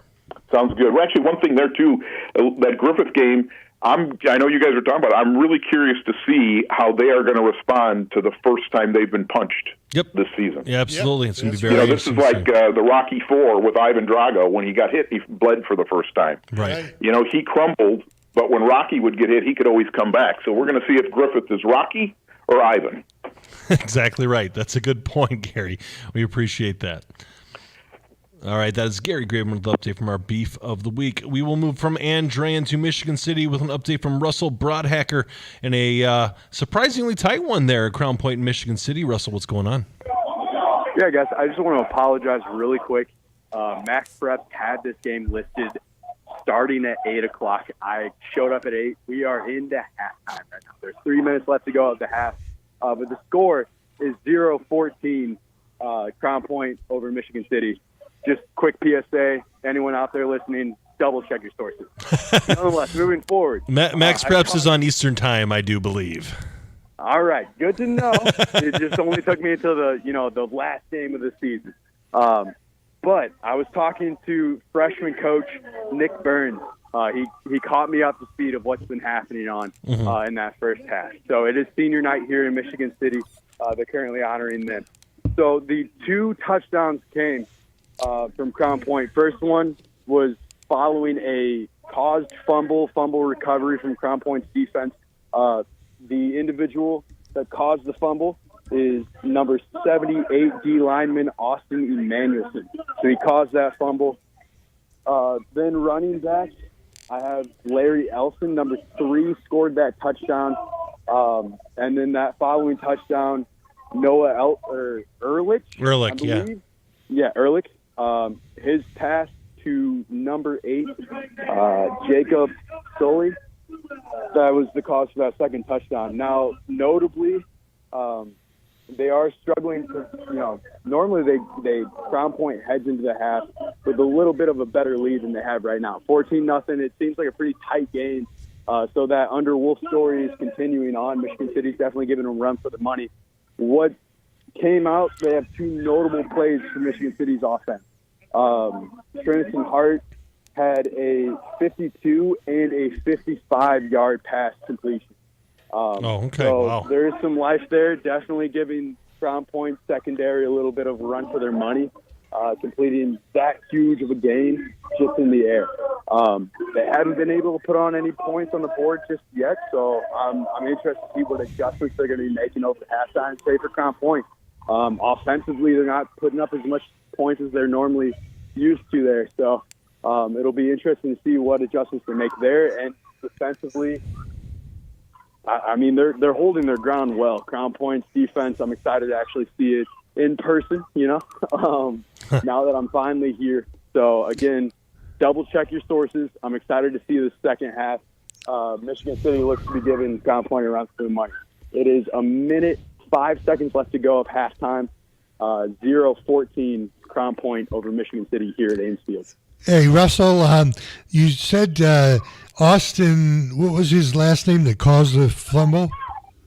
Emmanuelson, number 78. Manuelson. Would you? Yeah, let's see if I can get you the spelling real quick. Let's see. I can get that. That's all right. But he. Oh no, it's Emanuelson. Okay. And did he recover the fumble? He was the cause of the fumble. I Cause. believe. I haven't been able to find him on the roster yet, so this is No just problem. like through conversation. Sean Granger. I believe. I don't know. Again, I haven't been able to see Crown Point yet this season, so all these names are new for me. No problem. Through passing, Sean was the one who recovered, but Austin was the one who caused that fumble. And you said that his name was Sean Emmanuelson, number 78. Okay. Thank you. Yes, sir. All right. Thank you much, Russell. Looking forward to hearing more from you in the third quarter. Yeah, guys, looking forward to seeing the game, and I'll be talking to you shortly. All right, sounds good. That is Russell Broadhacker with the halftime update from Crown Point and Michigan City. All right, so Wayne, we're at the halftime moment here. What are you keeping your eye on at this point of the night? Well, very honestly, Wheeler Griffith is the game of the night. And, Right, yeah. Gary said it well. How is Griffith going to respond after being hit in the face? Right. All this praise, all this, 8-0, Griffith has really never been this close to losing the game this year. And now, again, they have firepower. Right. One or two, breaks, and they can be right back in this ball game. Right. So, Coach Testa at Wheeler is telling his kids, this thing isn't over. We need to continue to play aggressively like we are doing, and we need to probably put one or two more scores on the board to feel comfortable, because Griffith has the potential to score quickly and often, and they've done that this year. All right, fair enough, Coach. I think we're going to get a phone call from Gary Graben here shortly. I have rumors have told me that there was a very exciting play to start off the second half, so we'll see where that goes. Let's go ahead and give Gary a call before we go to break. Kyle, if you could, please.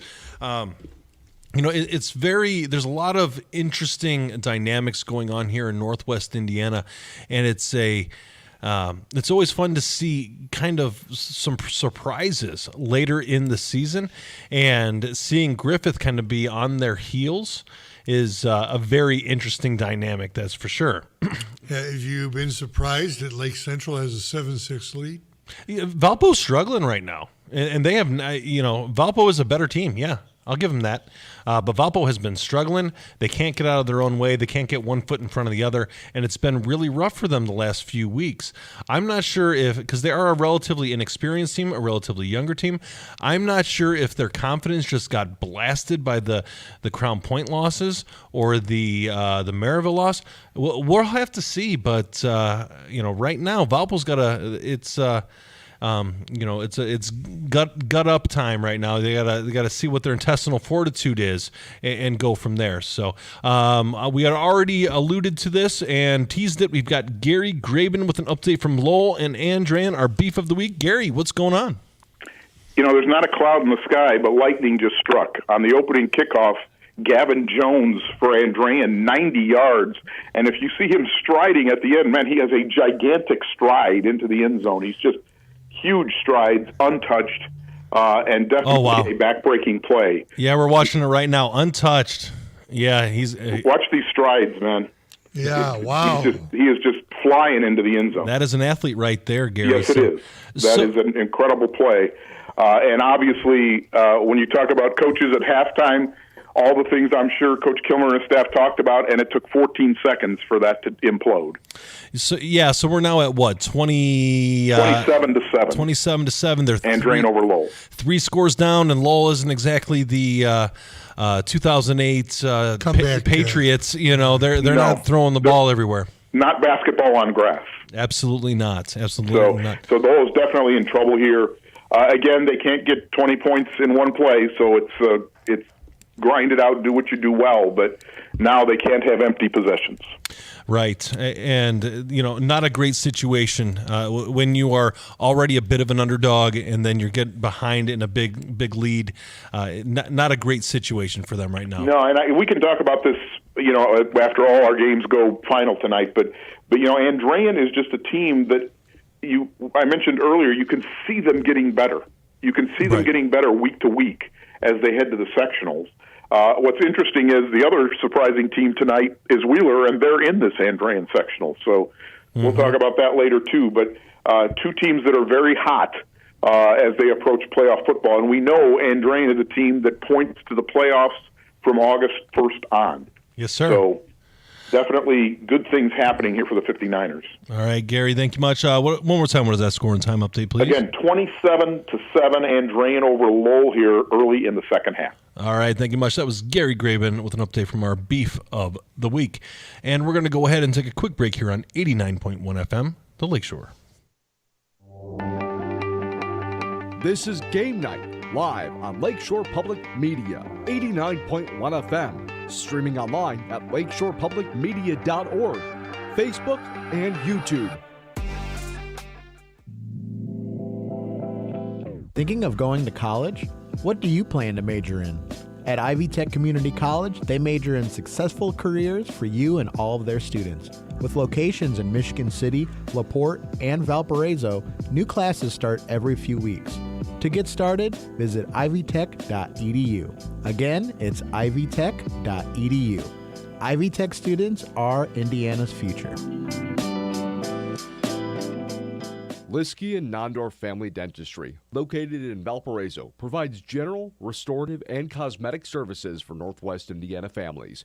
All that is good begins with a smile. Learn more at liskeyandnondorf.com. Calling all 59ers, Slicers, and Wildcats. Do you have your high school debit card yet? Show your school pride everywhere you go, whether it's Friday night lights or your Monday morning commute. Get yours today at your local Purdue Federal Credit Union branch or learn more at purduefed.com. What do RuPaul, Chappell Roan, and one of the most prestigious drag pageants in the world have in common? They all love Sasha Colby. She's one of the most decorated drag performers working today. And after 20 years in the game, she's got a lot to say. They're trying to get on Drag Race, and it's like, who's your drag mom? It's like, YouTube. Like, where's like the community that made a drag performer? That's next time on It's Been a Minute from NPR. Tune in Saturday evening at 6 and Sunday evening at 5 here on Lakeshore Public Media. Just 2.5 weeks before Election Day, voting's already begun in about half the states. We'll have the latest as both campaigns crisscross the country. Also news from the Middle East as intense fighting continues to Israel's north and south. And who's on deck for the World Series. Saturday on Weekend Edition from NPR News. Tune in Saturday morning at 7 for Weekend Edition Saturday here on Lakeshore Public Media, 89.1 FM. Democracy Now! Heard at 11 a.m. Monday through Thursday here on Lakeshore Public Media. 89.1 FM is an independent, award-winning news program. Democracy Now! Is hosted by award-winning journalists Amy Goodman and Juan Gonzalez, whose reporting includes breaking daily news headlines and in-depth interviews with people on the front lines of the world's most pressing issues. On Democracy Now! You'll hear a diversity of voices speaking for themselves, providing a unique and sometimes provocative perspective on global events. Tune in Monday through Thursday at 11 a.m. for Democracy Now! Here on Lakeshore Public Media, 89.1 FM, and streaming online at lakeshorepublicmedia.org or your smart speaker. Now, back to the action here on Game Night. Ben Kolodzinski back with Wayne Svetanoff. We've got a lot of action right here, and we already have 2 phone lines filled up. We're going to be interesting to see how this goes. We got Russell Broadhacker with an update from Crown Point in Michigan City. Russell, what's going on?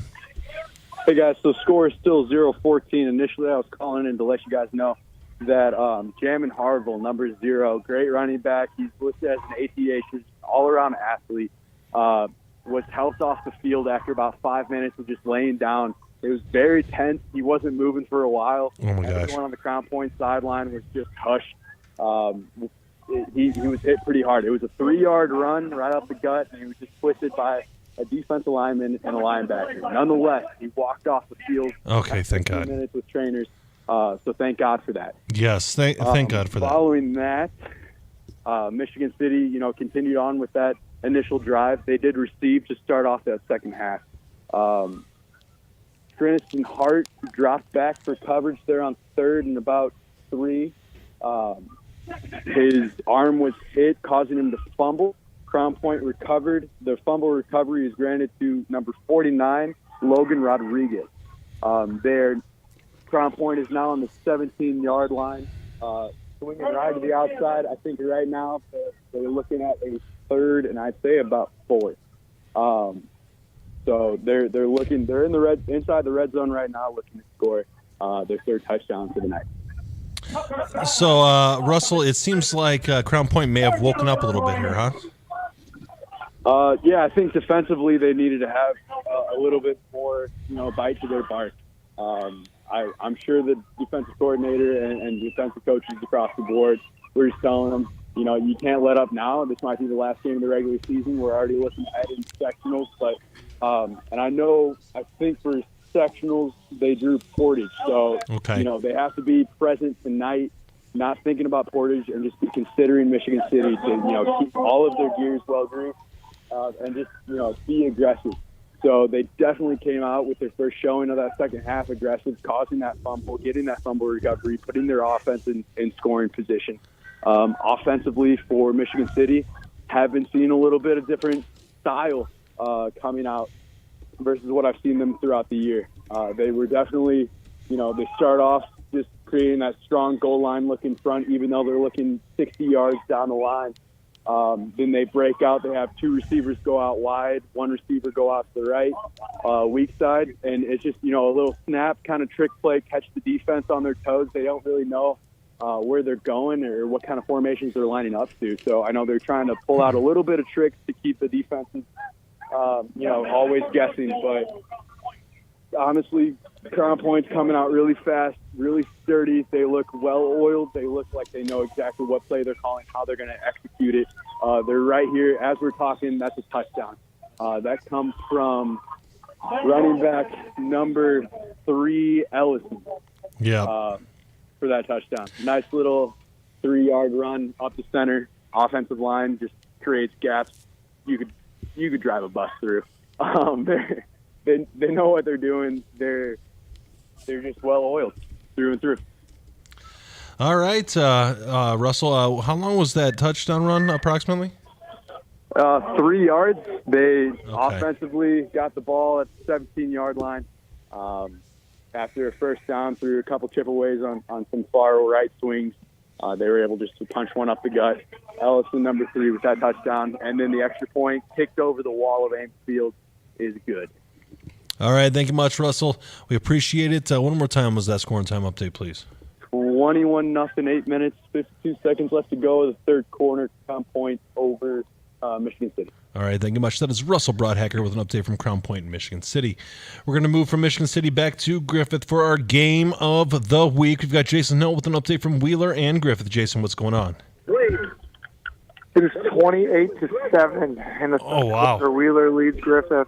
Not the start for the second half that you wanted from Griffith. 3, 4 and out. They were forced to punt, couldn't pick up a first down, went 3 and out. And then one play, 59-yard run by Jaden Ortiz, tiptoeing down the sideline. Just caught a Griffith Panther in some space. Made a move, couldn't get enough of him. Thought he could shove him out of bounds, but it was fancy footwork by Jaden Ortiz, tiptoeing down the sideline for about 20 yards before he was able to get his feet back underneath him, turn on the jets, and put it in the end zone. So Wheeler, one play so far this quarter. 5 minutes have gone by. About 4 minutes have gone by, and Wheeler extends their lead 28-7 over Griffith. All right, thank you much, Jason. We appreciate it. All right. All right, thank you much. That's Jason Hill with an update from Wheeler and Griffith. Our game of the week, Wheeler jumping out to a big lead. Lots of scoring already in the second half, but we're going to go ahead and do a scoreboard update with Tom Maloney. And now, the scoreboard update. A lot of action. I counted these scores. Wheeler up 28-7. We just heard the update there from Jason Hill in the game of the week, and it has been all Bearcats tonight. Crown Point's pulling away from the Michigan City Wolves up 21-0 thanks to a Larry Ellison 3-yard touchdown run coming off of a 17-yard drive. 17 yards, not play, because it's the Bulldogs. LaPorte at Portage tonight. Portage up 14-0 in that one. Maryville at Chesterton. The Maryville Pirates, the last update I had was 16-6 in that one. We've got Valpo at LC tonight, and LC's up 7-6 there. Hanover Central with a big lead over Hammond Central, 34-13 in that one. Hobart all over Highland tonight, up 42-0 there. We're getting a lot of long and extended half times as well because it's senior night for virtually every home team tonight, as they often do on the final home game of a team's regular season. So halftime for senior night tends to take a little bit longer.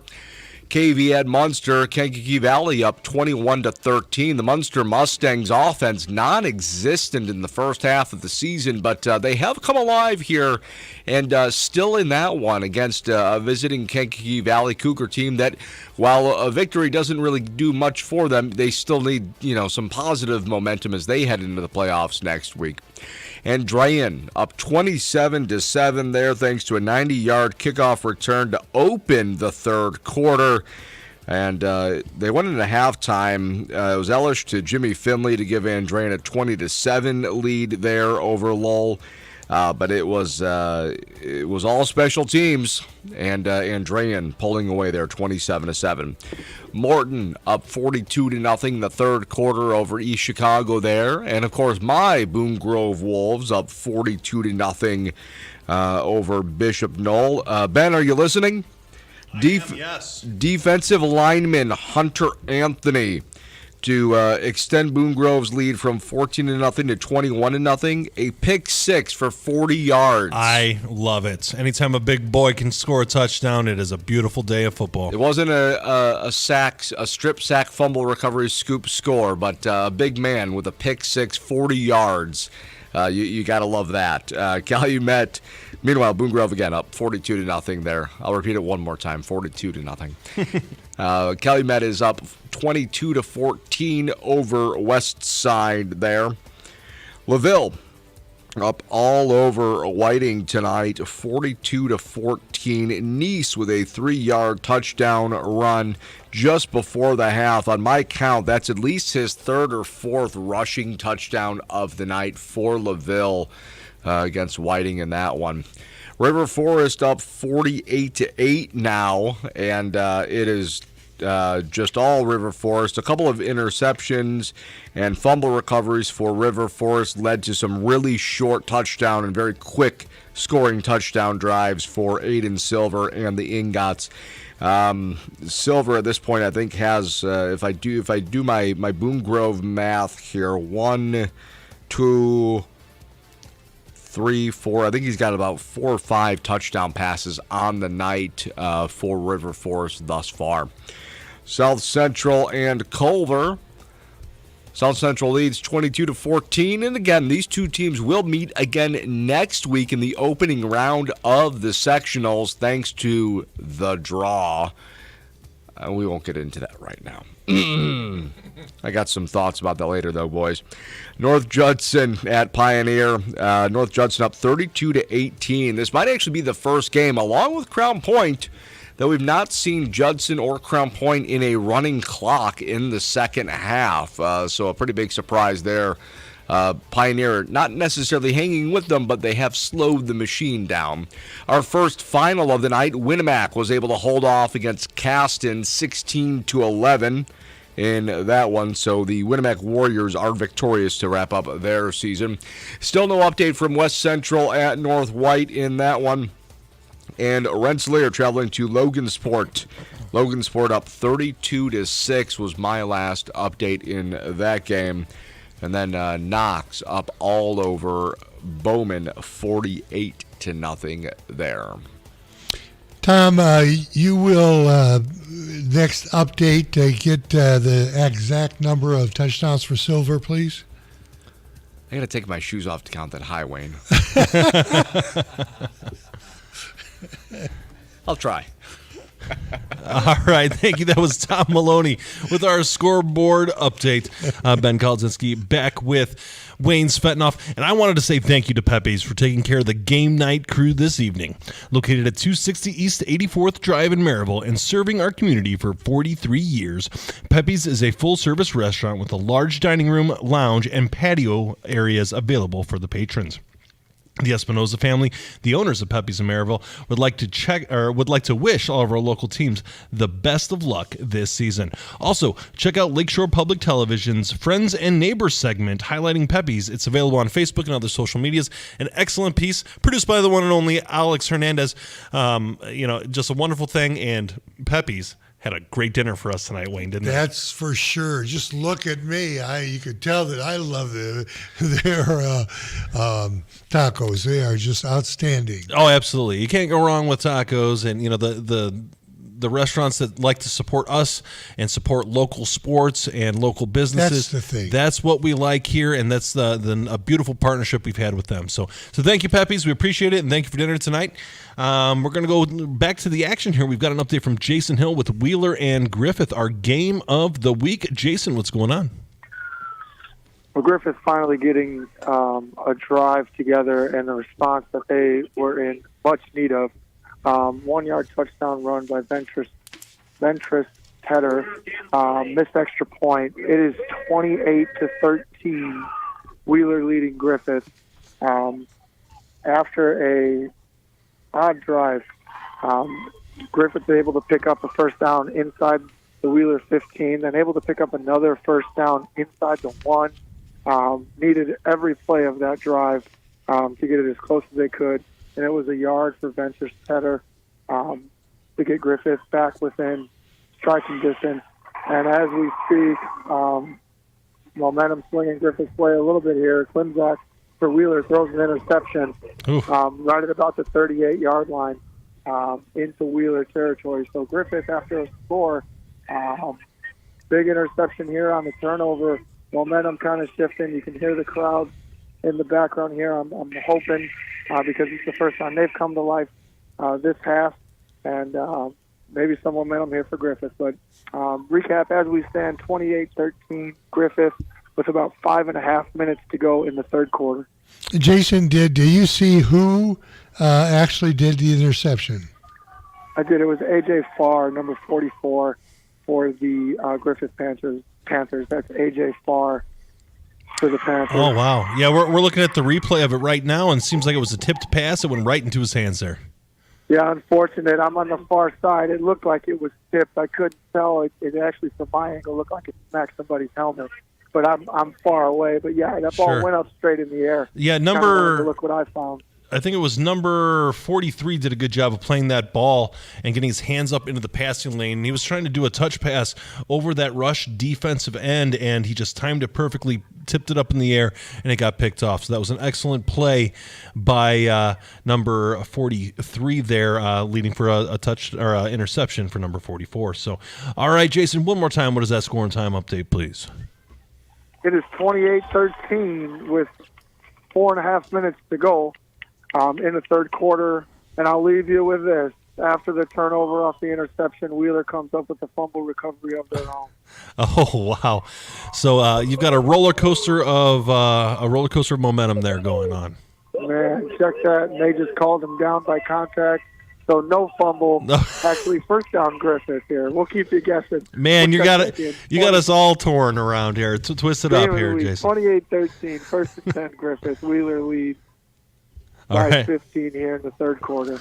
All right, thank you much. That is Jason Hill with an update from our game of the week, Wheeler and Griffith. Jason's got us all turned around here, Coach. You know, he's got me confused. I'm all left, right, up, down. Cats and dogs living together. All that stuff. So, speaking of someone who gets me twisted all the time, we've got Gary Graben with an update from Lowell and Griffith. Gary, what's going on? When last we spoke, Andrean took the opening kick 90 yards for a touchdown to take a 20-point lead. Well, as if Lowell stepped into the time machine, Lowell went on an 80-yard, 20-play drive. I can't remember the last time I saw a 20-play drive.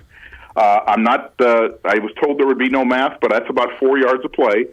And they marched down the field with basically all running plays. They tried one pass. It was incomplete. It was Colton Scott running the ball, and it was the quarterback Kolodzinski running the ball. And then finally, from the 4-yard line, I believe it was, Aiden, I'm going to pronounce it Vogelmuth. Aiden Vogelmuth punched it in for the Red Devils. The extra point was good. It is 27-14, Andrean over Lowell, but Andrean has already moved into Lowell territory. So the issue here really is this Lowell defense not able to stop the Andrean offense. So, Gary, it seems like every time Lowell has a little bit of positive momentum, they're kind of letting Andrean soak it back from him. Well, again, that drive was quite impressive. It took almost 9 minutes off the clock. So we talk. The third quarter has come to an end, and Lowell just had one possession in the third quarter.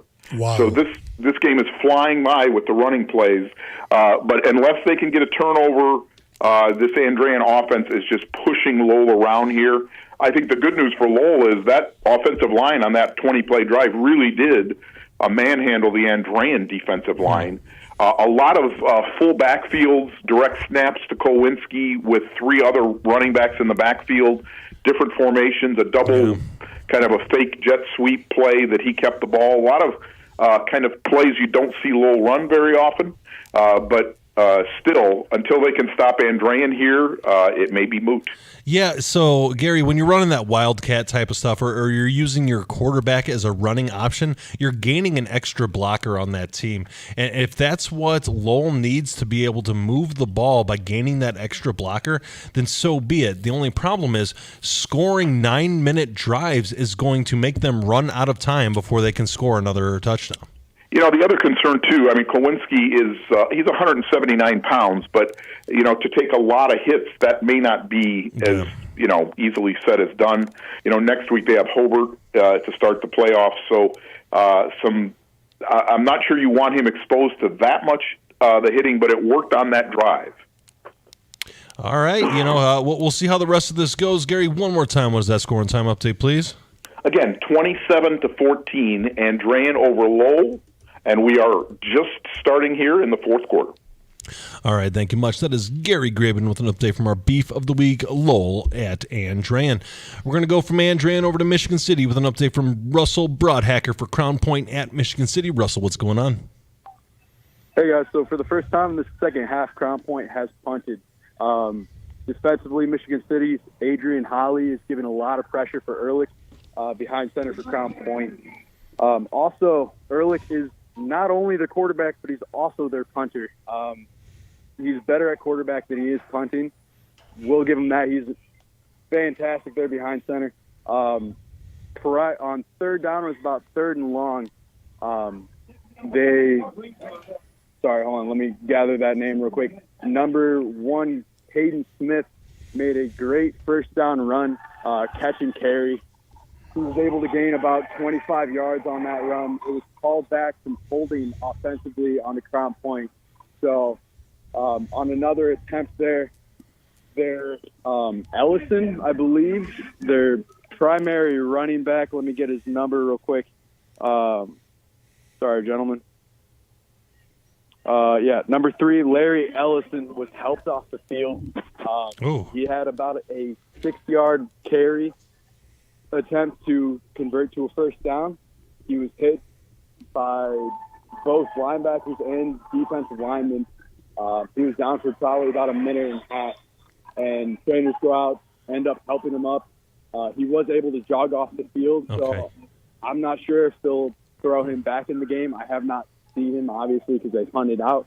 So we'll see on this next transition for Crown Point if Ellison's able to come back out on the field. Well, Ellison is one of the workhorses for that offense. It's really the Noah Ehrlich, Larry Ellison combination, which hopefully we'll have an opportunity to interview them if the game goes their way today. But the concern here is A, the health of this young man, but B, this game is far from over here with Crown Point and Michigan City, and he's a big part of what Crown Point does. No, I completely agree with you. I think the fact that the score's, within 3 touchdowns speaks testament to Michigan City's program. I was talking about it, before the game started, that Michigan City really does have a diverse play calling and, just a scattered ability offensively with heart behind center. But as far as Elric and Ellison is concerned, Elric is one heck of a runner. He runs downhill, full steam. After first contact, he gets an additional 3 yards at least. It's phenomenal to see him run with that kind of power and that kind of energy consistently. I will say that Elric, after that 3rd down, while Ellison's down, shouts over to his coach, and he's telling him, hey, you have to start giving me signals for these play calls because they're hearing you shout out, and they have their code names, obviously, and I'm not about to speak that on air. You never know if spies are listening. Right, of course. They're shouting their play calls from the sidelines. Michigan City's picking that up, and, the entire team is just kind of shouting if it's a run or if it's a pass based off of what Crown Point's shouting from the sideline. So Michigan City's crafty, and I've spoken that throughout the season. From my experience playing at LaPorte versus them, they've always been crafty. So they use whatever they can that's available to them to their advantage, and that I think that speaks volumes to the program and the fact that they do desire that win, and they will persevere and take what they can to get there. That's a testament to tonight. Speaking of the fact that they're holding one Crown Point, a team known for scoring a lot of points, to just 21 points this evening, and offensively they keep chipping away at them. So eventually, I expect them to break through on that end zone. We're wrapping up in the 3rd quarter right now, so they have a quarter to really capitalize on their abilities and put it out for that show. All right, Russell, one more time, what is the end of the 3rd score for you there? End of 3rd quarter, Crown Point leads Michigan City 21-0. All right, thank you much. That is Russell Broadhacker with an update from Crown Point and Michigan City. So, Coach, we've got a couple minutes before break. It seems like Crown Point, something's not quite clicking here right now tonight. Hopefully, Larry Ellison is healthy and able to compete for the rest of today. This is the one thing you don't want this week is any injuries, especially to key players, but any injuries in general. But B, it just seems like their offense isn't quite making the leaps and strides that they need to. But maybe that has something to do with Michigan City's defense. I think it definitely has something to do with that, and there's going to be concern in Crown Point because the defense that Michigan City is playing against Crown Point is a defense that Crown Point will see in the sectionals and regionals if they're going downstate. I believe Penn is one of the people that will meet Crown Point at some point in that sectional regional type thing. But I'll tell you, you got to give a lot of credit to Michigan City holding Crown Point to 21. Right. When they were averaging, 44.6 points a game. Now, there's still a quarter left to be played. Yes. They could score 2 touchdowns in this quarter, and then they're kind of close to their average. But the bottom line is Michigan City so far playing good football. Maybe not good enough to defeat Crown Point, but at least enough to slow them down a little bit. And speaking of slowing down a little bit, I'm slowing down a little bit. I need to catch my breath. We're going to go ahead and take a quick break on 89.1 FM, the Lakeshore. This is Game Night, live on Lakeshore Public Media, 89.1 FM, streaming online at lakeshorepublicmedia.org, Facebook, and YouTube. Calling all 59ers, Slicers, and Wildcats. Do you have your high school debit card yet? Show your school pride everywhere you go, whether it's Friday night lights or your Monday morning commute. Get yours today at your local Purdue Federal Credit Union branch or learn more at purduefed.com.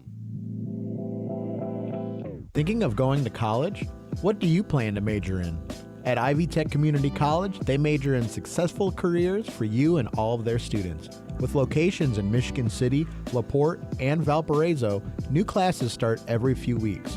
To get started, visit ivytech.edu. Again, it's ivytech.edu. Ivy Tech students are Indiana's future. Liskey and Nondorf Family Dentistry, located in Valparaiso, provides general, restorative, and cosmetic services for Northwest Indiana families.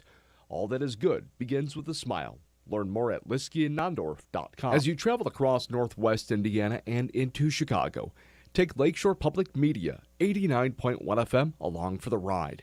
With our newly expanded signal, we're with you from the southern corner of Michigan and into Chicago, and of course across Northwest Indiana. From the dunes at Lake Michigan to the windmills of Wolcott, Lakeshore Public Media, 89.1 FM is along for the ride, wherever you call home. My sister and I were having one of those silent conversations that you can only have with someone that's firmly inside your squad, you know what I mean? Where you're just like, what is he doing and why won't he stop? Join us for stories of wordless communication, blind dates, cultural exchange, and meeting blood relatives for the very first time. That's next time on the Moth Radio Hour from PRX. Tune in Saturday morning at 11 and Sunday afternoon at 1 here on Lakeshore Public Media. You're listening to Lakeshore Public Media, 89.1 FM, WLPR FM, Lowell. Your home for local news, traffic, weather, sports, and more. Streaming online at lakeshorepublicmedia.org. And now, the scoreboard update. Well, our game of the week, not much of a game, unless, of course, you're a Wheeler Bearcat fan, as the Bearcats are up 28-13 over Griffith. And it has been all Wheeler tonight in that one. Crown Point, meanwhile, at Michigan City, up 21-0 there. And just heard a brief chat with Wayne and Ben about that one with regards to how good Michigan City's defense has been playing. They've forced Crown Point to punt at least twice tonight. For sure, in the first half, I think it was the first time all season Crown Point has brought on the punt unit in the first half of a football game, though in the second half, a lot of the JV kids coming in and playing, and so the punt unit getting some extra work there. But nonetheless, very surprising development in Michigan City tonight. Regardless of how this one wraps, you got to feel good if you're the Michigan City Wolves defense, holding this high-octane Crown Point offense to just 21 thus far. Portage is up 21-7. Cody Young finds Walter Mabin behind the LaPorte defense for a 35-yard touchdown there to extend Portage's lead against LaPorte. Maryville is up 22-13 in the third quarter at Chesterton tonight. And the last update we had here, Lake Central up 7-6 at as they host Valparaiso. That game feels more like a baseball score than a football score, the rate things are going here. We do have a running clock in Hammond as Hanover Central has a 48-13 lead there. Caden Verrett has scored 5 times for Hanover Central, Wayne. That's 5. If you hold out your hand in front of your face and you count all fingers on there, that's 5. So I have an update here, actually, not to interrupt our educational situation, but I just saw a tweet. It is Lake Central 14, Valparaiso 6. Okay, there we go. We've got an update there. Wayne, you hold up both hands, and then you have to pretend another hand. Never mind. We'll get to that later. Wayne's going to get you back here, Tom. He's going to get me back. I know. The teachers always do. Hobart is up 49-0 now against Highland. A running clock there in the third quarter. KV up 29-13 as they've added a touchdown and 2-point conversion in the third quarter here against Munster. Andrean up 27-14 against Lowell, thanks to some pretty big plays, including a 90-yard kickoff return for a touchdown to open the third quarter. But as Gary Graben had reported earlier tonight, Aiden Volmuth from 4 yards out following a 20-play, 80-yard drive. The Lowell of old for sure in that regard, but the defense not really able to stop Andrean thus far tonight. Morton up 42-0 over East Chicago. A running clock there in Hammond Morton. And Bishop Knoll finally gets on the board against Boone Grove as the Wolves lead 48-6. Calumet and West Side. That game is now 30-28. Ladarian Newell from 45 yards out scored from West Side. The 2-point conversion was good. Now keep in mind they are down 2 right now. Calumet is up 30-28 over West Side. West Side missed an earlier 2-point conversion attempt. Had they obviously converted that, we'd be looking at 30-30. But right now, West Side playing catch up all night tonight because of that missed 2-point attempt there. LaVille at Whiting. LaVille up 49-14 there. And Zarnecki with a 30-yard touchdown run. His extra point then was blocked. So he scored for himself, but then his extra point was blocked on the ensuing play for LaVille, who was again up 49-14 over Whiting. River Forest is up 55-16 as Lake Station has scored against River Forest's JV team there in the second half. Aiden Silver tonight, Wayne, count them. It's 5 touchdowns. 5 touchdowns. I got it. You 5 touchdowns. Is that right, Wayne? Or Ben, what did I put in the notes? It was 4 passing and 1 rushing, I think, for Silver thus far. Thank you. I don't remember, but that sounds about right. Yeah, I think it's in the chat. You can check the chat. I'll go back there. Yes, it's 5 passing, 1 rushing. Oh, so 6. I'm slipping in my old age, Wayne. I'm slipping in my old age. My goodness, we're all out of sorts right now. We are. I will right the ship here. South Central up 30-22 over Culver in the third quarter there. Again, that is a game that those two teams will meet each other again next week. And North Judson did North Judson things as they were victorious over Pioneer, 60-18. So I think Ben, I think you're right. I think Judson might be coming home with some hardware this season. Yeah. Winnemac is victorious over Caston, 16-11. Still no update from West Central at North White. And Logansport, last update we had there was 32-6 over Rensselaer. And Bowman trailing Knox 48-0. All right, thank you much. That's Tom Maloney with the scoreboard update. This is Ben Kolodzinski, and I'm here with Wayne Svetanoff. We've got Gary Graben with an update from our Beef of the Week, Lowell at Andrean. Gary, what's going on? On the last Andrean drive, Lowell was able to force a punt. They started on their own 22. They converted a 4th and 6 at their own 41, but some penalties and a sack put them in a 4th and 17 on their own 45. They did not convert. So Andrean has the ball in Lowell territory. Surprisingly, Lowell has thrown 3 or 4 passes here on this drive. I would think they would just be running the clock with under 6 minutes to play, but they have thrown some passes here. But Andrean is in control, 27-14 with the ball at the Lowell 31, let's call it. So it looks like Andrean's going to just kind of slow this one out. You would think they should be able to run this out. They've been running the ball pretty well tonight. So I would expect they would be able to get, without a turnover here, they should be in pretty good shape. All right, Gary, how about this? Give us a call back here in a little bit whenever something happens here. That sounds like an incredible plan. I think that's a great idea. All right, thank you much, Gary. That is Gary Graben with an update from our Beef of the Week. We're going to go from Andrea, and we're going to move on to Michigan City with an update from Russell Broadhacker, Crown Point at Michigan City. Russell, what's going on? Hey, guys. So right now it is 28-0. Crown Point leads Michigan City. That last touchdown came from Jaden Rodriguez, number 4 from Crown Point. In all honesty, that drive was all Jaden. He had 3 phenomenal carries. The last one really put him in the red zone with about 4 yards to go. Elric gave him the ball once more, and he was able to drive that straight into the end zone. And then Oliver Brewer, number 92, his kick after the touchdown was good, making that score now 28-0.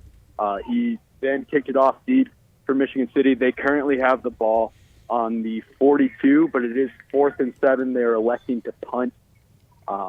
So this is really shaping up to be Crown Point. Yeah. I don't think there's so much of an underdog story, though it is reputable on the kind of plays that Michigan City has been able to put together and the amount of stops they've been able to do defensively. I think it is, if anything, toning up Crown Point for their, postseason run. But we'll see what the rest of the game has in store. Yeah, Russell, the magic number of football is 28, and they've given up 28 points here. That's 1 touchdown a quarter approximately. But the bottom line is Crown Point has been averaging 40-plus points per game. This has really been a strong performance for the Michigan City Wolves on defense, but Crown Point is that good. No, Crown Point, and what's wild for me to see is here later in that fourth quarter now with about 8 minutes left to go, their pads are starting to light up more. Like when they make contact, they're sending Michigan City players flat on their backs. It's crazy to see. It's almost like, I remember the team and I in 2014 in our state run when we saw Cathedral. We're like, it's almost like boys versus men right now. Yeah. These guys are on a whole different league. They hit harder. They run faster. We're playing the same game. They're just at a different level. And for some reason, Crown Point has been able to shape their program to really make these players stand out in the way that they're hitting, in the way that they're running, and the way that they're executing their plays to where they are on a different level than I've seen throughout the DAC. Their hits are harder than games that harder in this game than I have seen throughout the season. It's just a phenomenal team and a phenomenal program to see tonight. I agree with you. And, on the other hand, Michigan City has played them very well up to this point. We have talked about here there's going to be a running clock sometime for Crown Point, and there still may be. There's time left.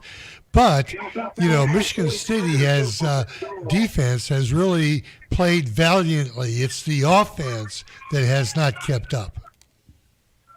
No, offensively, they just haven't been able to cross that threshold and score some points. But they have been able, like Jamarian Gee has made multiple first down gains and reputable runs. Like he's like plus 15-yard runs and carries against this defense. And he'll be able to stand up those defensive players when he makes that contact. When he lowers his shoulder, I saw him flatten out off of just one contact. He flattened 2 Crown Point guys out. That's phenomenal running. That's a powerhouse running back and great to have on the program. I think that they do have their own standout players that really do bring a lot of power and a lot of knowledge and a lot of skill to their program. Throughout the season, they've been able to rope it together. On the games that they've won, it's when they're working in that synergy state, when they're actually having all of their players work together, not to be a standout and stand-alone player, but to stand up in that program to show out on the plays called.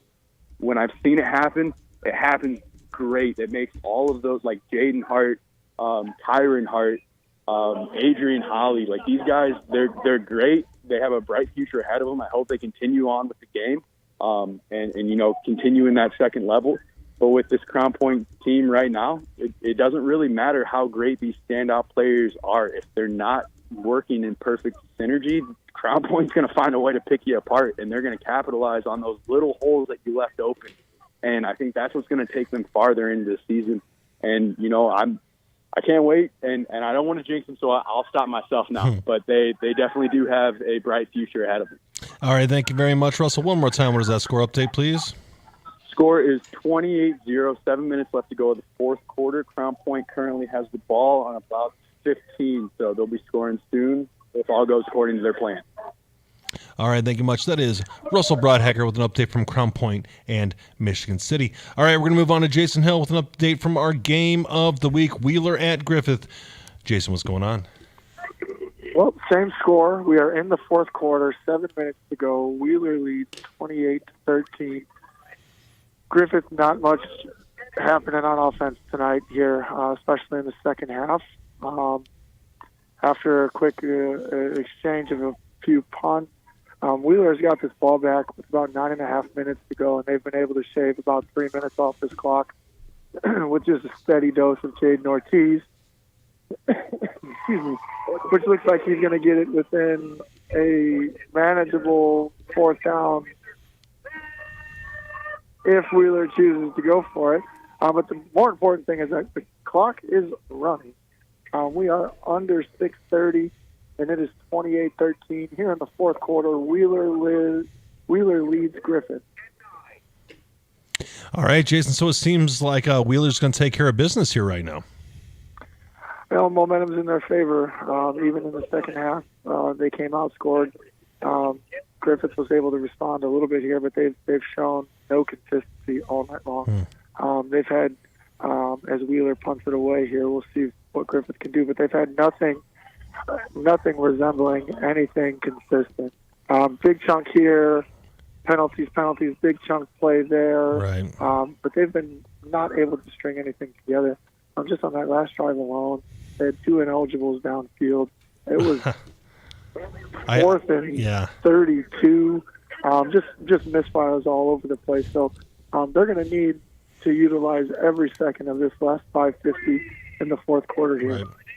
I have very strong opinions on ineligible men downfield as an offensive lineman. It should never happen if you are disciplined there on the line. So not a good situation there. All right, Jason, one more time. What is that score and time update, please? It is 28-13. Wheeler leads Griffith with 5:50 to go in the fourth quarter. All right, thank you much. That is Jason Hill with an update from our game of the week, Wheeler at Griffith. And all right, folks, we're going to go ahead and take a live look in at the Lowell at Andrean game coming down into the fourth quarter. Right, not enough time to score 13 points, I don't think. I don't think so at this either. juncture of the game. But it's a pride play, right? Kowinski keeps it inside, bounces outside to his left, picks up about 5, gets knocked down. Referee stops the clock, so he's out of bounds. So at the 45-yard line, a hard 5 yards. I mean, what a way to create something out of nothing there. I mean, he was really congested there in the middle of his O-lineman, and then he bounced outside and back out to the sideline. He got the clock to stop. As we see a text from our own Todd Kibbe. I'm not entirely sure what that is. You'll have to explain it to me. I'm not sure what's worse, having Todd listening or having Mike listening. Kowinski. Clock stops.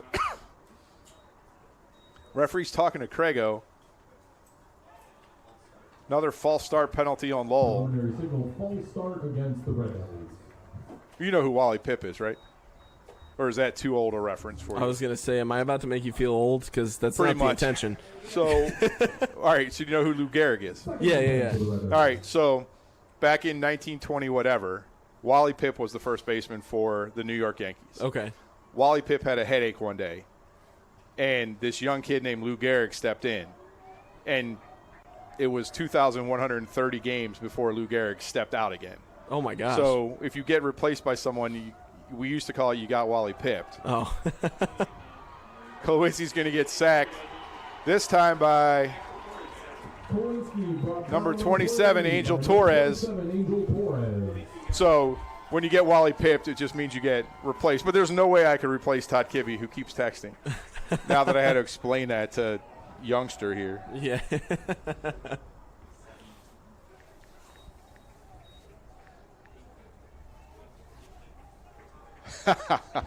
Third and 18 for the Red Devils. Todd's watching the cars go fast this week in Texas. The game Third went by pretty quick, down too. for Lowell. Ball rests on the 42. Kolodzinski straight back, big pressure from. All right, that was a live look in for the Lowell and Andran game. Andran looking to put that one away. They're up 27-14 late in the fourth. But we have an update from Russell Broadhacker from Crown Point and Michigan City. Russell, what's going on? Hey guys, so we have about 5 minutes left to go of the fourth quarter. It is 50 degrees right next to the lake, so I'm shivering a little bit. Can't lie.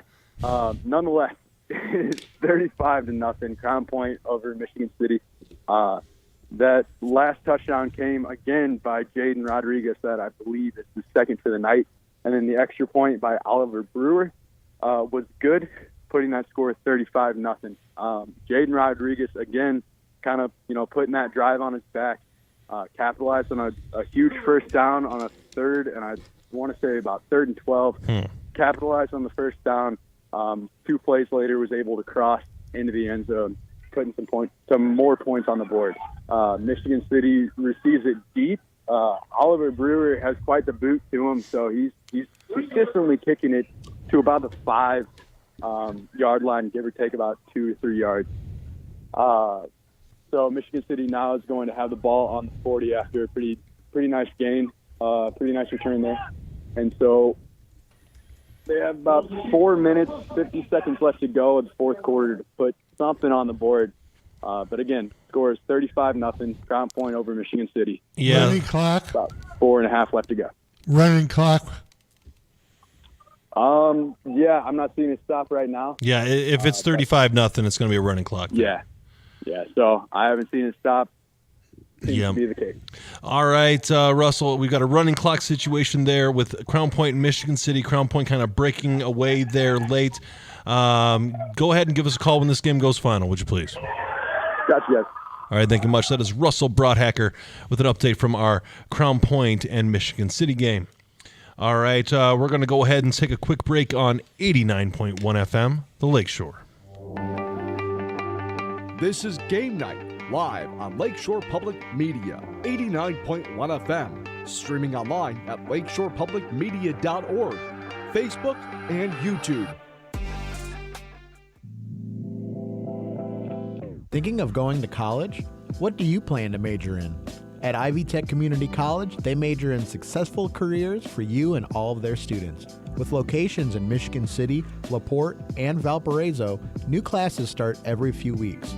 To get started, visit ivytech.edu. Again, it's ivytech.edu. Ivy Tech students are Indiana's future. Liskey and Nondorf Family Dentistry, located in Valparaiso, provides general, restorative, and cosmetic services for Northwest Indiana families. All that is good begins with a smile.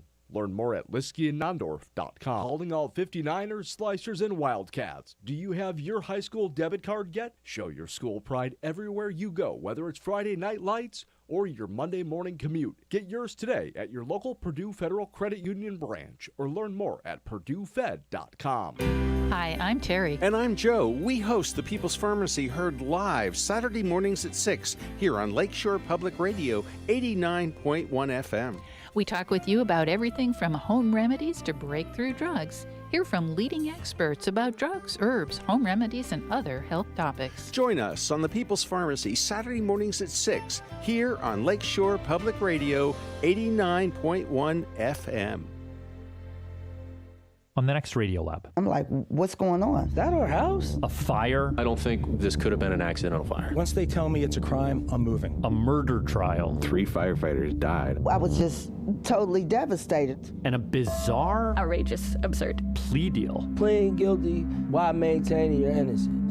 How is this allowed? Like, what? Is this a thing? The Alford plea. That's on the next Radio Lab. Tune in Saturday at noon and Sunday afternoon at 2 here on Lakeshore Public Media. There's a viral video of Donald Trump meeting a group of black students at a Chick-fil-A in Atlanta. So I don't care what the media tells you, Mr. Trump. We support you. Come here, let me give you a hug.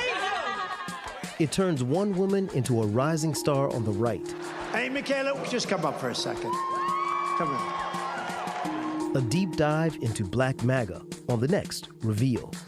Tune in Saturday afternoon at 3 here on Lakeshore Public Media, 89.1 FM. Now, back to the action here on Game Night. Ben Kolodzinski back with Coach Wayne Svetanoff. We have a lot of exciting action still going on here, but we have some phone lines popped up here. We've got Gary Graben with an update from Lowell and Andre. And Gary, what's going on? Well, I'm going to make this one short. I'll call back in after the T-Dubs coaches interview. We've gone final here. Lowell was not able to convert anything. Andrean was able to run the clock out. 27-14 final. Andrean over Lowell. 27-14. Looks like Andrean took care of business late. What was the key down the stretch, Gary? Again, I think the Lowell defense didn't have a lot of answers for Andrean, and Lowell Andrean had kept them at arm's length. They had to go deep down the field to try to score, use a lot of time. They found a little bit of stuff, I would say, rolling Kolodzinski out with some short passes, but just not enough there for Lowell to stay close to Andrean at the end. All right, fair enough there, Gary. We'll talk to you here soon when we start going over sectional draws. Sounds good. I'll talk to you in a bit. All right, thank you much. That was Gary Graben with an update from our Beef of the Week, Lowell, falling to Andrean. All right, we're going to go from Andrean. We're going to move on to Griffith for our Game of the Week. Jason Hill with an update from Wheeler and Griffith. Jason, what's going on? It is 35-13. Wheeler leads Griffith here with 3 minutes to go in the fourth quarter. I'll make it quick. It was Griffith, again, just not being able to get anything going. Had a fourth down. Ball in the end zone, tipped and dropped. Wheeler took over very first play, 83 yards. Jaden Ortiz took it to the end zone. Wow. There was a little bit of confusion. There was a flag on the play. It was a sideline penalty now because Wheeler has been warned to one, so it was a sideline penalty. So there's a little bit of confusion, but the touchdown did stand. Okay. And Wheeler responds right off of a fourth down stop. But again, for the second time tonight, after a big play, being able to swing momentum, Jaden Ortiz, 87 yards into the end zone. 35-15, 3 minutes to go here. Wheeler leads Griffith. So, Jason, this game is trending in the direction that Wheeler is going to pull the quote unquote upset. What has been the key for Wheeler today? Defensively, we talk about their offense, and offense has been great tonight. Caleb Klimzak, Jaden Ortiz, Bryce Compton, just phenomenal. Being able to run the ball hard with Ortiz. He's been limping around. Being able to throw the ball like they have early on in this game, leading to a pretty well-balanced offensive attack. But this Wheeler defense is what really stood out tonight. Like I said earlier, being able to tackle in space or at least get hands on shoelaces has really slowed down this Griffith offense for most of this game. They've had opportunities here, opportunities there. They've had a couple of big plays where they've gotten yards in bunches quick, but not consistently.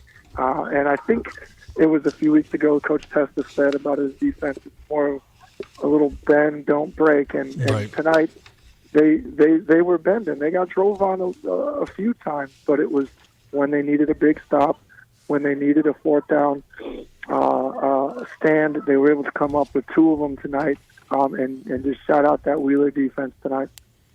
Yeah, fair enough, Jason. It seems like Wheeler really came to play tonight. It's going to be a little bit of a disappointing night for Griffith as they had the opportunity to make history with an undefeated regular season. But I guess tonight was just not their night. Not their night, but hey, it's not win or go home yet. So right. I'm sure Coach will take this one and do the best they can with it. See what they got to get fixed for next week, because sectional week starts. Sectionals are starting here, so maybe the humble, brief moment the Panthers need to get a little feisty coming into the sectional. Yeah, very well could be. Very well could be. So, Jason, one more time, what is that score and time update, please? There's 3 minutes left in the fourth quarter. It is 35-13, Wheeler leading Griffith. All right, thank you much. Jason, do us a favor. Give us a call when this game goes final. For sure, guys. All right, thank you much. That is Jason Hill with an update from our game of the week, Wheeler and Griffith. All right, we've got a couple games kind of hammering its way through. Crown Point is going to be going final here shortly, so we're going to be getting some interviews from some of the players. But I know Andrew has an update here from the Lake Central Valparaiso game. Andrew, can you tell us what happened in this game? They came back and ended up winning the game 21-14 after being down 14-6. So the they is Valpo. Pronouns, Yes. pal. All right, My we're going to bad. go with Valparaiso was down 14-6 to start the fourth quarter, but came back to win 21-14. Valparaiso flirting with fire yet again and ended up taking the victory from Lake Central. All right, we've got Ryan Sosnowski with an update from Kankakee Valley and Munster. Ryan, what's going on? All right, the final score here at Munster High School, Kankakee Valley wins 29-13.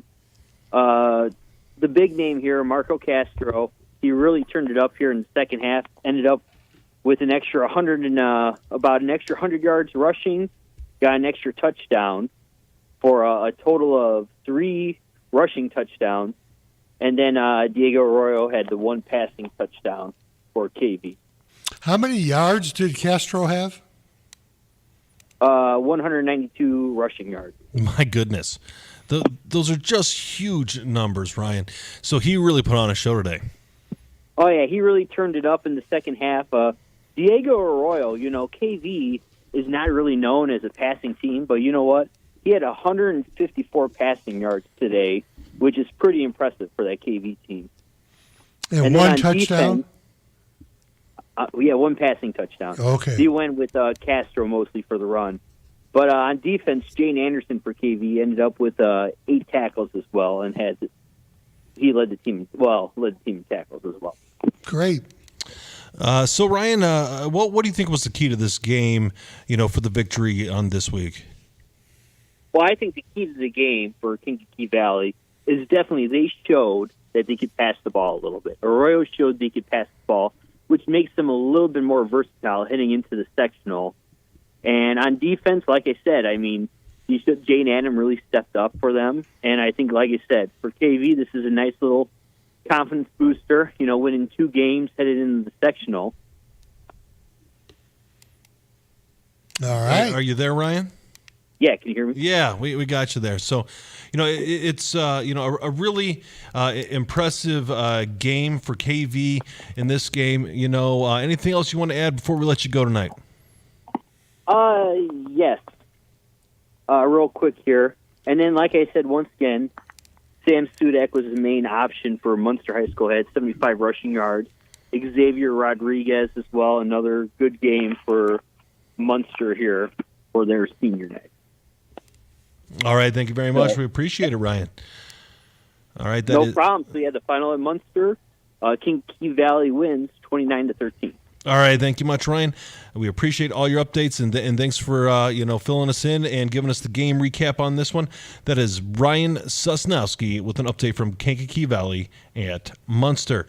All right, we're going to go from Munster to Griffith for our game of the week. We've got Jason Hill with an update from Wheeler and Griffith. Jason, what's going on?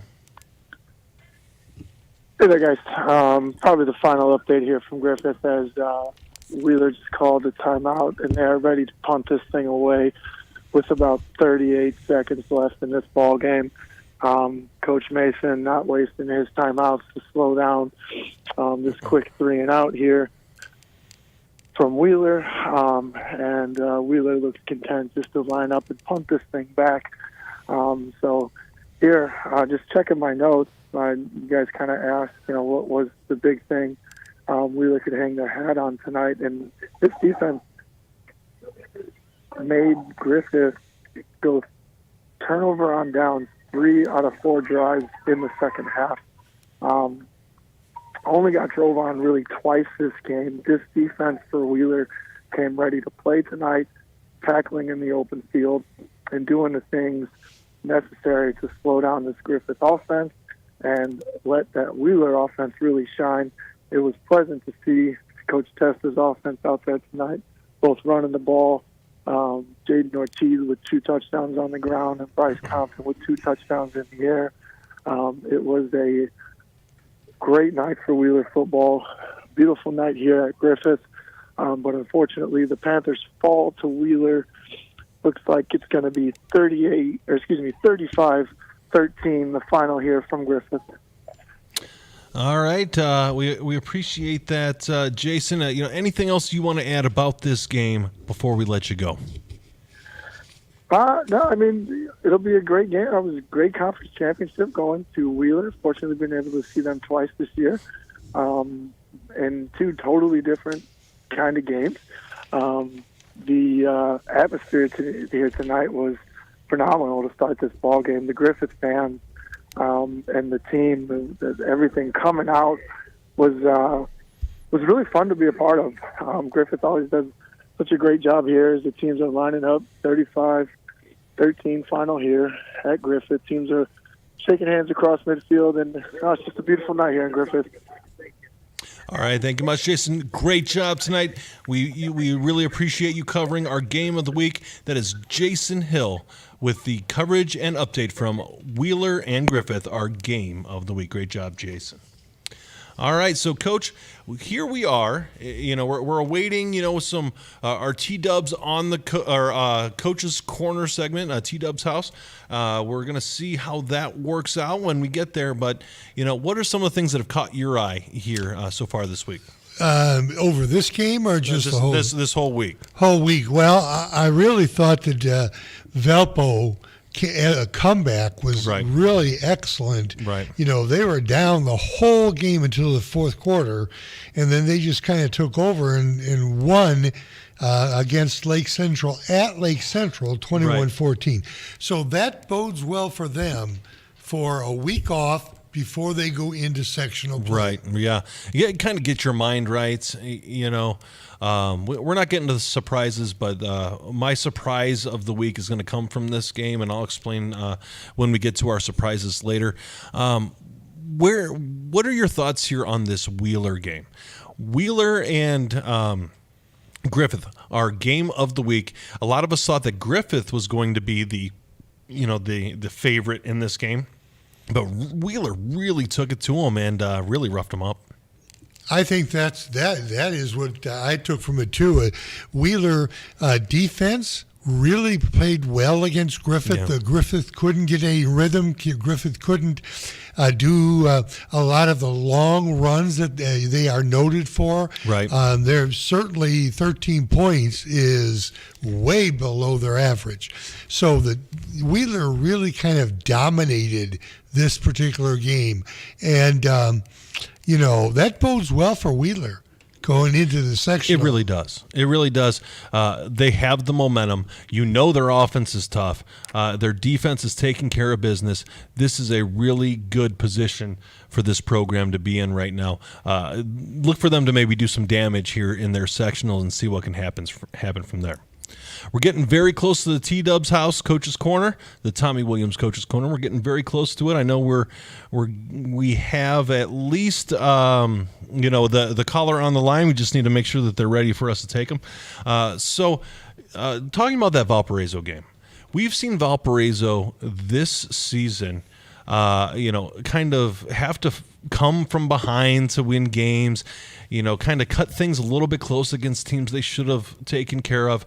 But, it seems like they are, struggling a little bit at times. Yeah, and, against the better teams. I got to cut you off there. I apologize there, Coach. We do have Russell Broadhacker with a couple of Crown Point players. Russell, what's going on? Hey, guys. So I have Crown Point. They just come off the victory with Michigan City. So I have Noah Elric, quarterback for Crown Point, here with us. All right. Hey, Noah. This is Ben Kolodzinski here with the show. Congratulations on a big win. Thank you, sir. Thank you. I really appreciate it. Noah, what do you think the reason was tonight for your win? Michigan City really played pretty well defensively. Yeah, we knew they were a good team coming in. We knew they were going to be fired up. But I mean, when your defense gives up 0 points for a majority of the game, you can't lose. So props to the defense, and obviously the O-line and the Larry and Jaden, 3 and 4, they worked their butts off running the ball and really helped us out in the win tonight. So Noah, it was only 14-point differential at half, but you guys ended up expanding upon this lead. How did you do that? Yes, sir. So talking at halftime is, we knew nothing's ever perfect. I mean, obviously we kind of wanted adversity a little bit going into the playoffs, so it was good to see. It was good to see a little struggle a bit because we know down the road it's going to be like this. So talk at halftime was just take a deep breath, play our game. If we play our game and do our job, we'll be up by big, and that's what happened. Yeah, you ended up catching that running clock by the end of the game, which is something that you're used to. However, what you may not be used to, Noah, is playing all 4 quarters, which you guys did today. What does that mean kind of leading into the tournament, that you are getting a little bit of more 4 quarters of experience instead of kind of resting up in the second half? Yeah, so I was talking to the running back, and right before halftime, I said, "Hey, maybe we'll get to play 4 quarters today."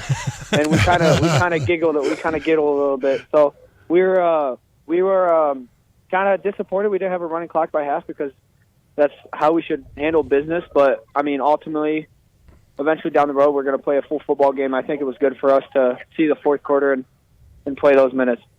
Noah, you may not be able to answer this one, or maybe Coach doesn't want you to, but how is Larry Ellison? Oh, I mean, he's a great football player and even a better kid. You couldn't ask for a best friend, or you couldn't ask for a better best friend in the backfield. Always supportive, no matter what goes on, and he's a heck of a football player. I love the kid to death. So he got banged up a little bit there. Nothing serious. No, sir. Larry's back, man. It's a lot harder to take 3 down than people think. He doesn't weigh too much, but he's a tough kid, so Sure. He'll be all right. So with you as a leader here, you played for Hobart here, you played for Crown Point here, and you're really flexing your muscle as a Crown Point Bulldog. Had an opportunity to play in the state game last year. What are your goals this year as the quarterback of this team? Yeah, obviously coming into the season, coming to Crown Point in general, the goal is to win. So, last year we came up short, obviously, but all season we worked our butts off, and we knew what we had to do. We knew what the goal was, and that's ultimately just to win. Don't really care about the stats getting there. As long as we're winning, everyone's happy. So. All right, thank you, Noah. We appreciate it. Is there anything else you want to add before we let you go celebrate with your teammates? Go Bulldogs. All right. That is Noah Ehrlich, the quarterback for the Crown Point Bulldogs, and that was our Tommy Williams T-Dubs house, the Tommy Williams Coach's Corner, and really, really impressed by Noah Ehrlich. Yes, sir.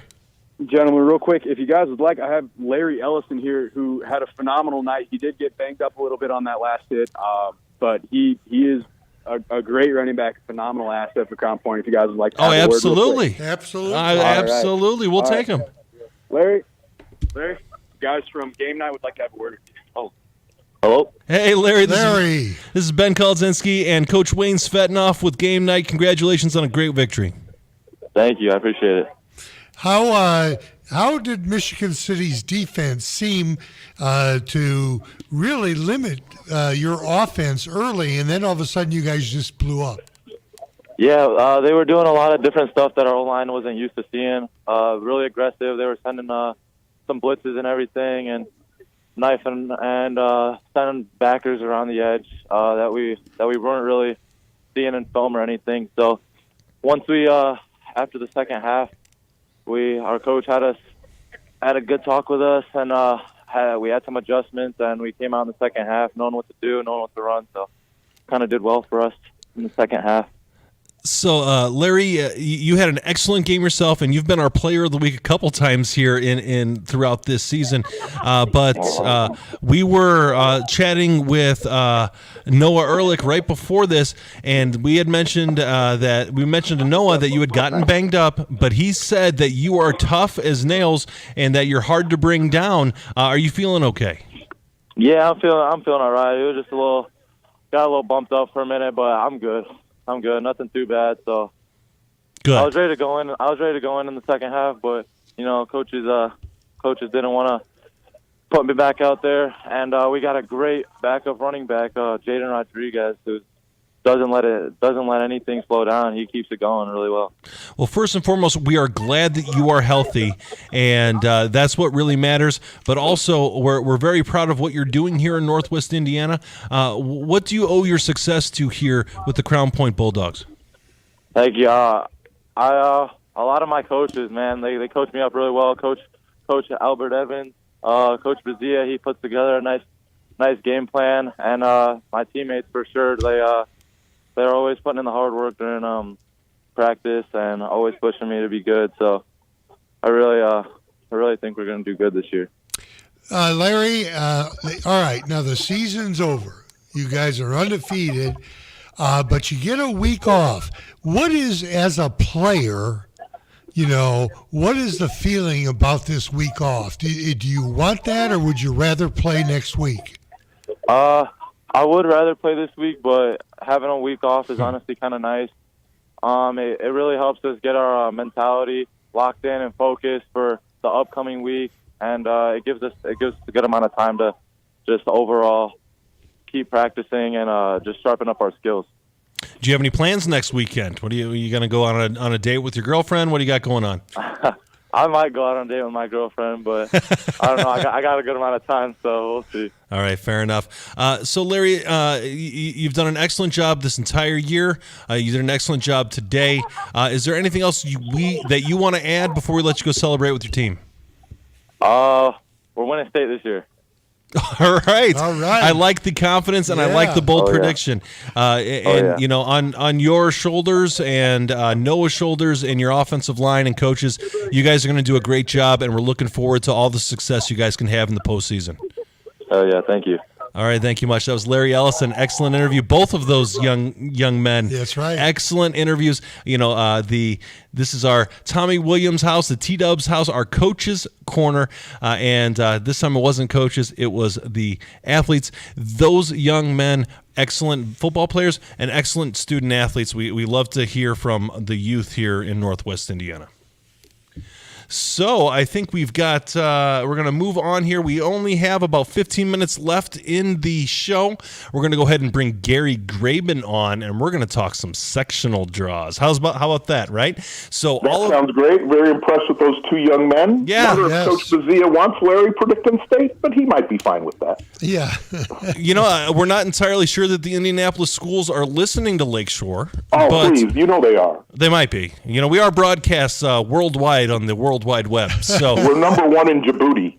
I've heard that. You heard that, huh? Yeah. Yeah, that's I have Djibouti contacts. Oh, that's good to know. The Nielsen ratings out there, I've heard, are very accurate, so that's good. Mm-hmm. So let's go ahead and start talking about sectionals. Where do you want to start, Wayne? Well, let's start with the games we're going to have covered next week. Okay. Well, go ahead. Got that first sectional. You got Hanover Central versus East Chicago, Highland versus KV, West Side versus New Prairie, and Hobart versus Lowell. And as I look at that first one, the Hobart-Lowell game is going to be a good one.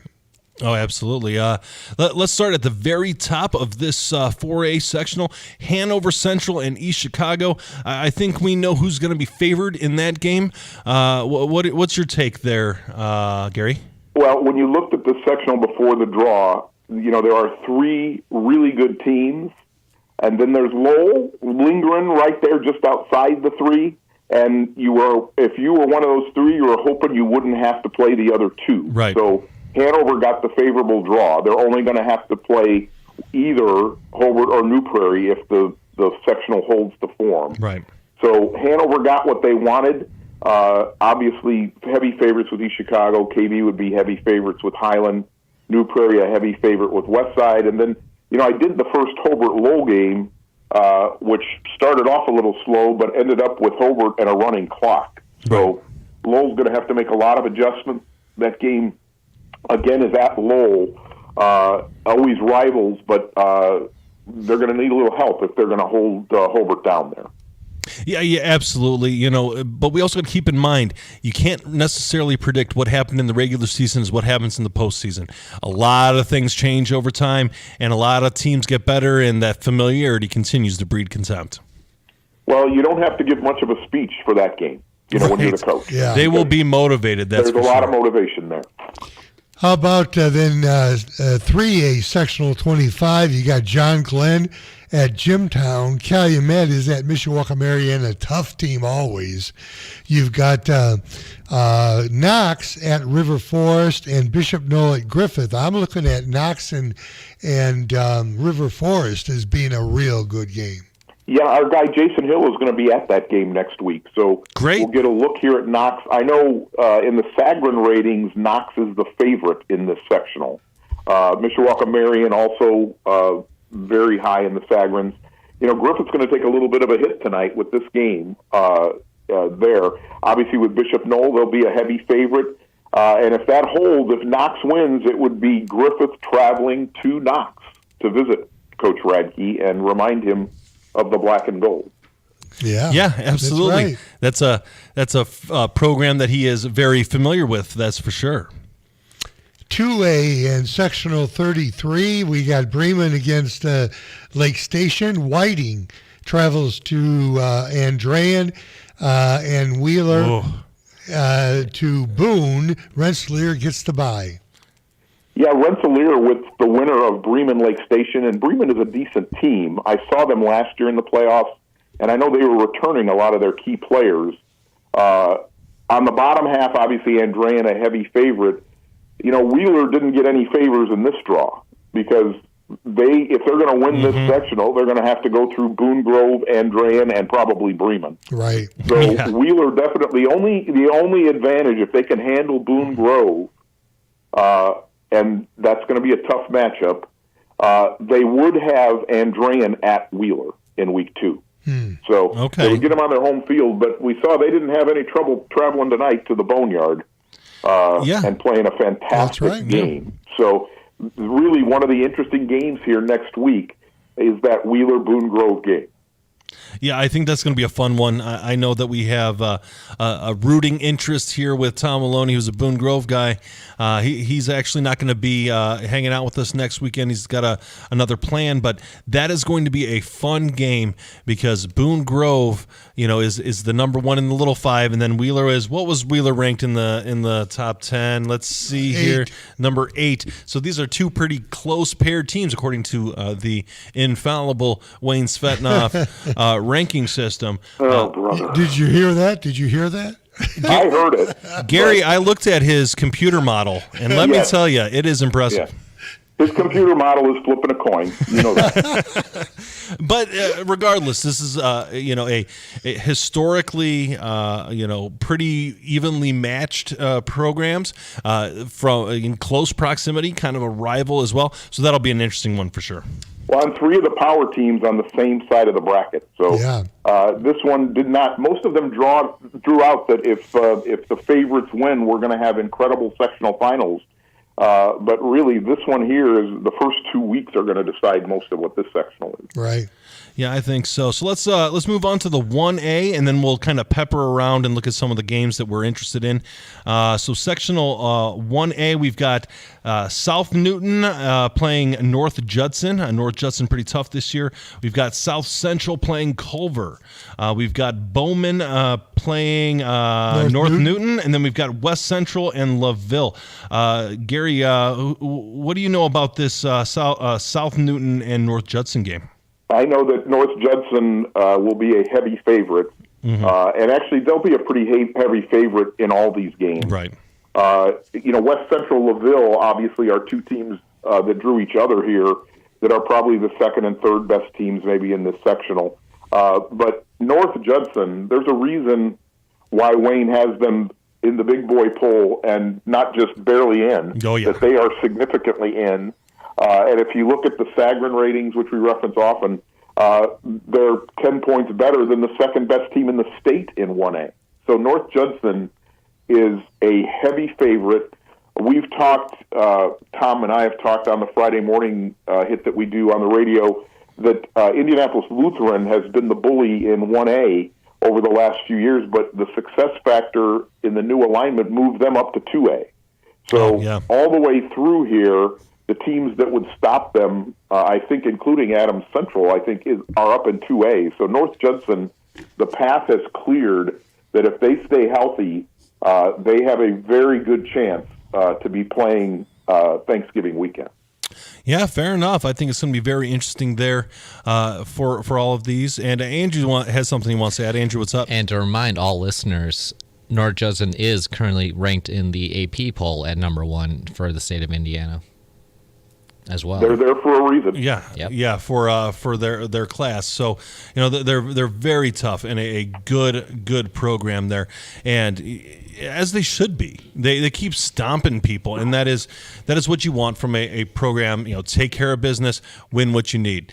So I'm going to go ahead and we're going to go real quick through. And this is not a official pick or anything like that. But who do you think has the advantage in the 4A sectional, Gary? Boy, this is really difficult. I think home field may be very important. In a lot of these games, home field isn't as big a factor. Right. Hanover, if they get through Hobart, would have to travel to New Prairie. Right.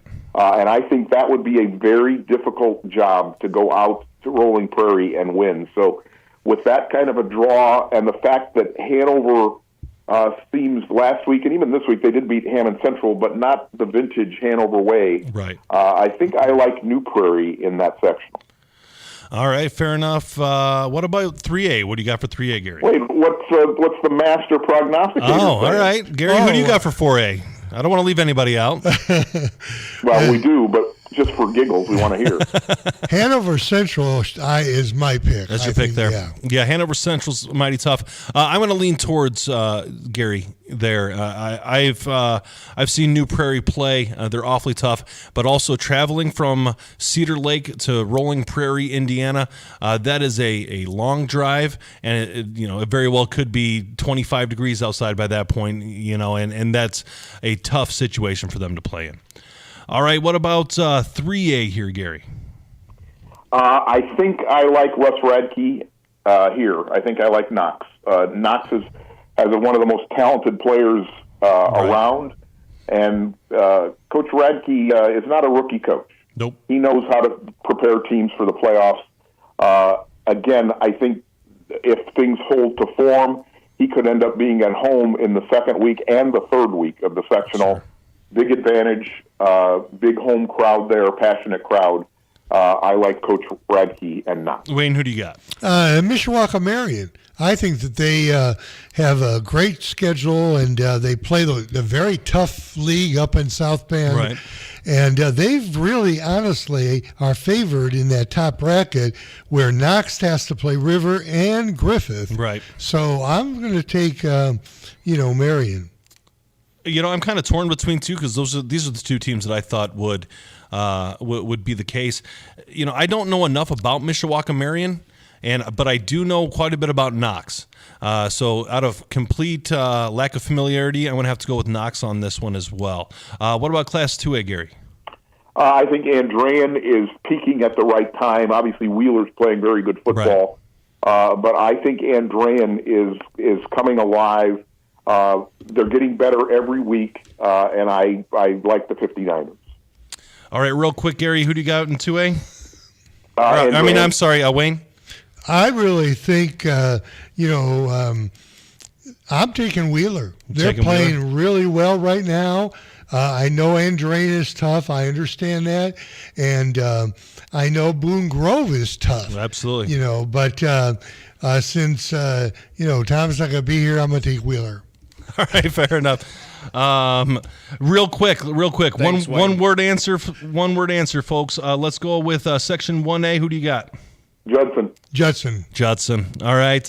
It's just that easy. We have 4 minutes left in the show. When we come to we will talk about 5A and 6A at the end of next show for sectionals because we're running out a little bit of time, but they have the bye week. The big boys do. So we've got a little bit to talk about next week. Gary, anything else you want to add before we let you go?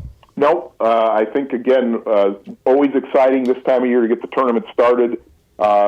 we hope weather's not a huge factor, so we really do get the best teams winning. At least for next week, the preliminary forecast is good, so looking forward to getting this started. Yes, sir. Thank you very much, Gary. You're always the best.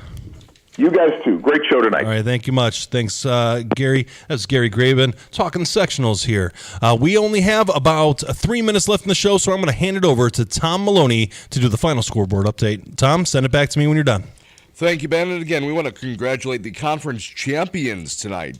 In the Duneland Conference, Crown Point wins it for the third straight season. The Northwest Crossroads is shared by Hobart, Andrean, and Hanover Central. Again, head-to-head records don't matter. It's how you do in terms of your final record versus the conference overall. So a three-way tie there in the Northwest Crossroads. Morton wins the Great Lakes. That still exists. Yes, there are only 3 teams in the Great Lakes. And then, of course, in the Greater South Shore, Wheeler is victorious as the GSSC champion. So congratulations to all of those teams. That is 1, 2, 3, 4, 5, 6. Wayne, that is 6. So you got to go to your second hand for that one for your total conference champions this season. And congratulations there. And the big game of the night, obviously, game of the week. Wheeler victorious 35-13 over Griffith. Crown Point defeats Michigan City 35-8. Don't let that score fool you, though. The game was a lot closer than the scoreboard says. LaPorte falls to Portage 35-14. Maryville defeats Chesterton 29-23. Valparaiso comes back to win it 21-14 after trailing 14-6 going into the fourth quarter. Hanover Central is victorious tonight 48-26 over Hammond Central. And Hobart defeats Highland 49-6. Kankakee Valley Cougars defeat Munster. I don't have the final score on my sheet. There it is. It's 29-13 there. Andrean beats Lowell 27-14 in that one. Morton is victorious 56-0 against East Chicago. Still no final from Boone Grove. The last update we had was 48-6, well into the fourth quarter with a running clock there, but again, no final there.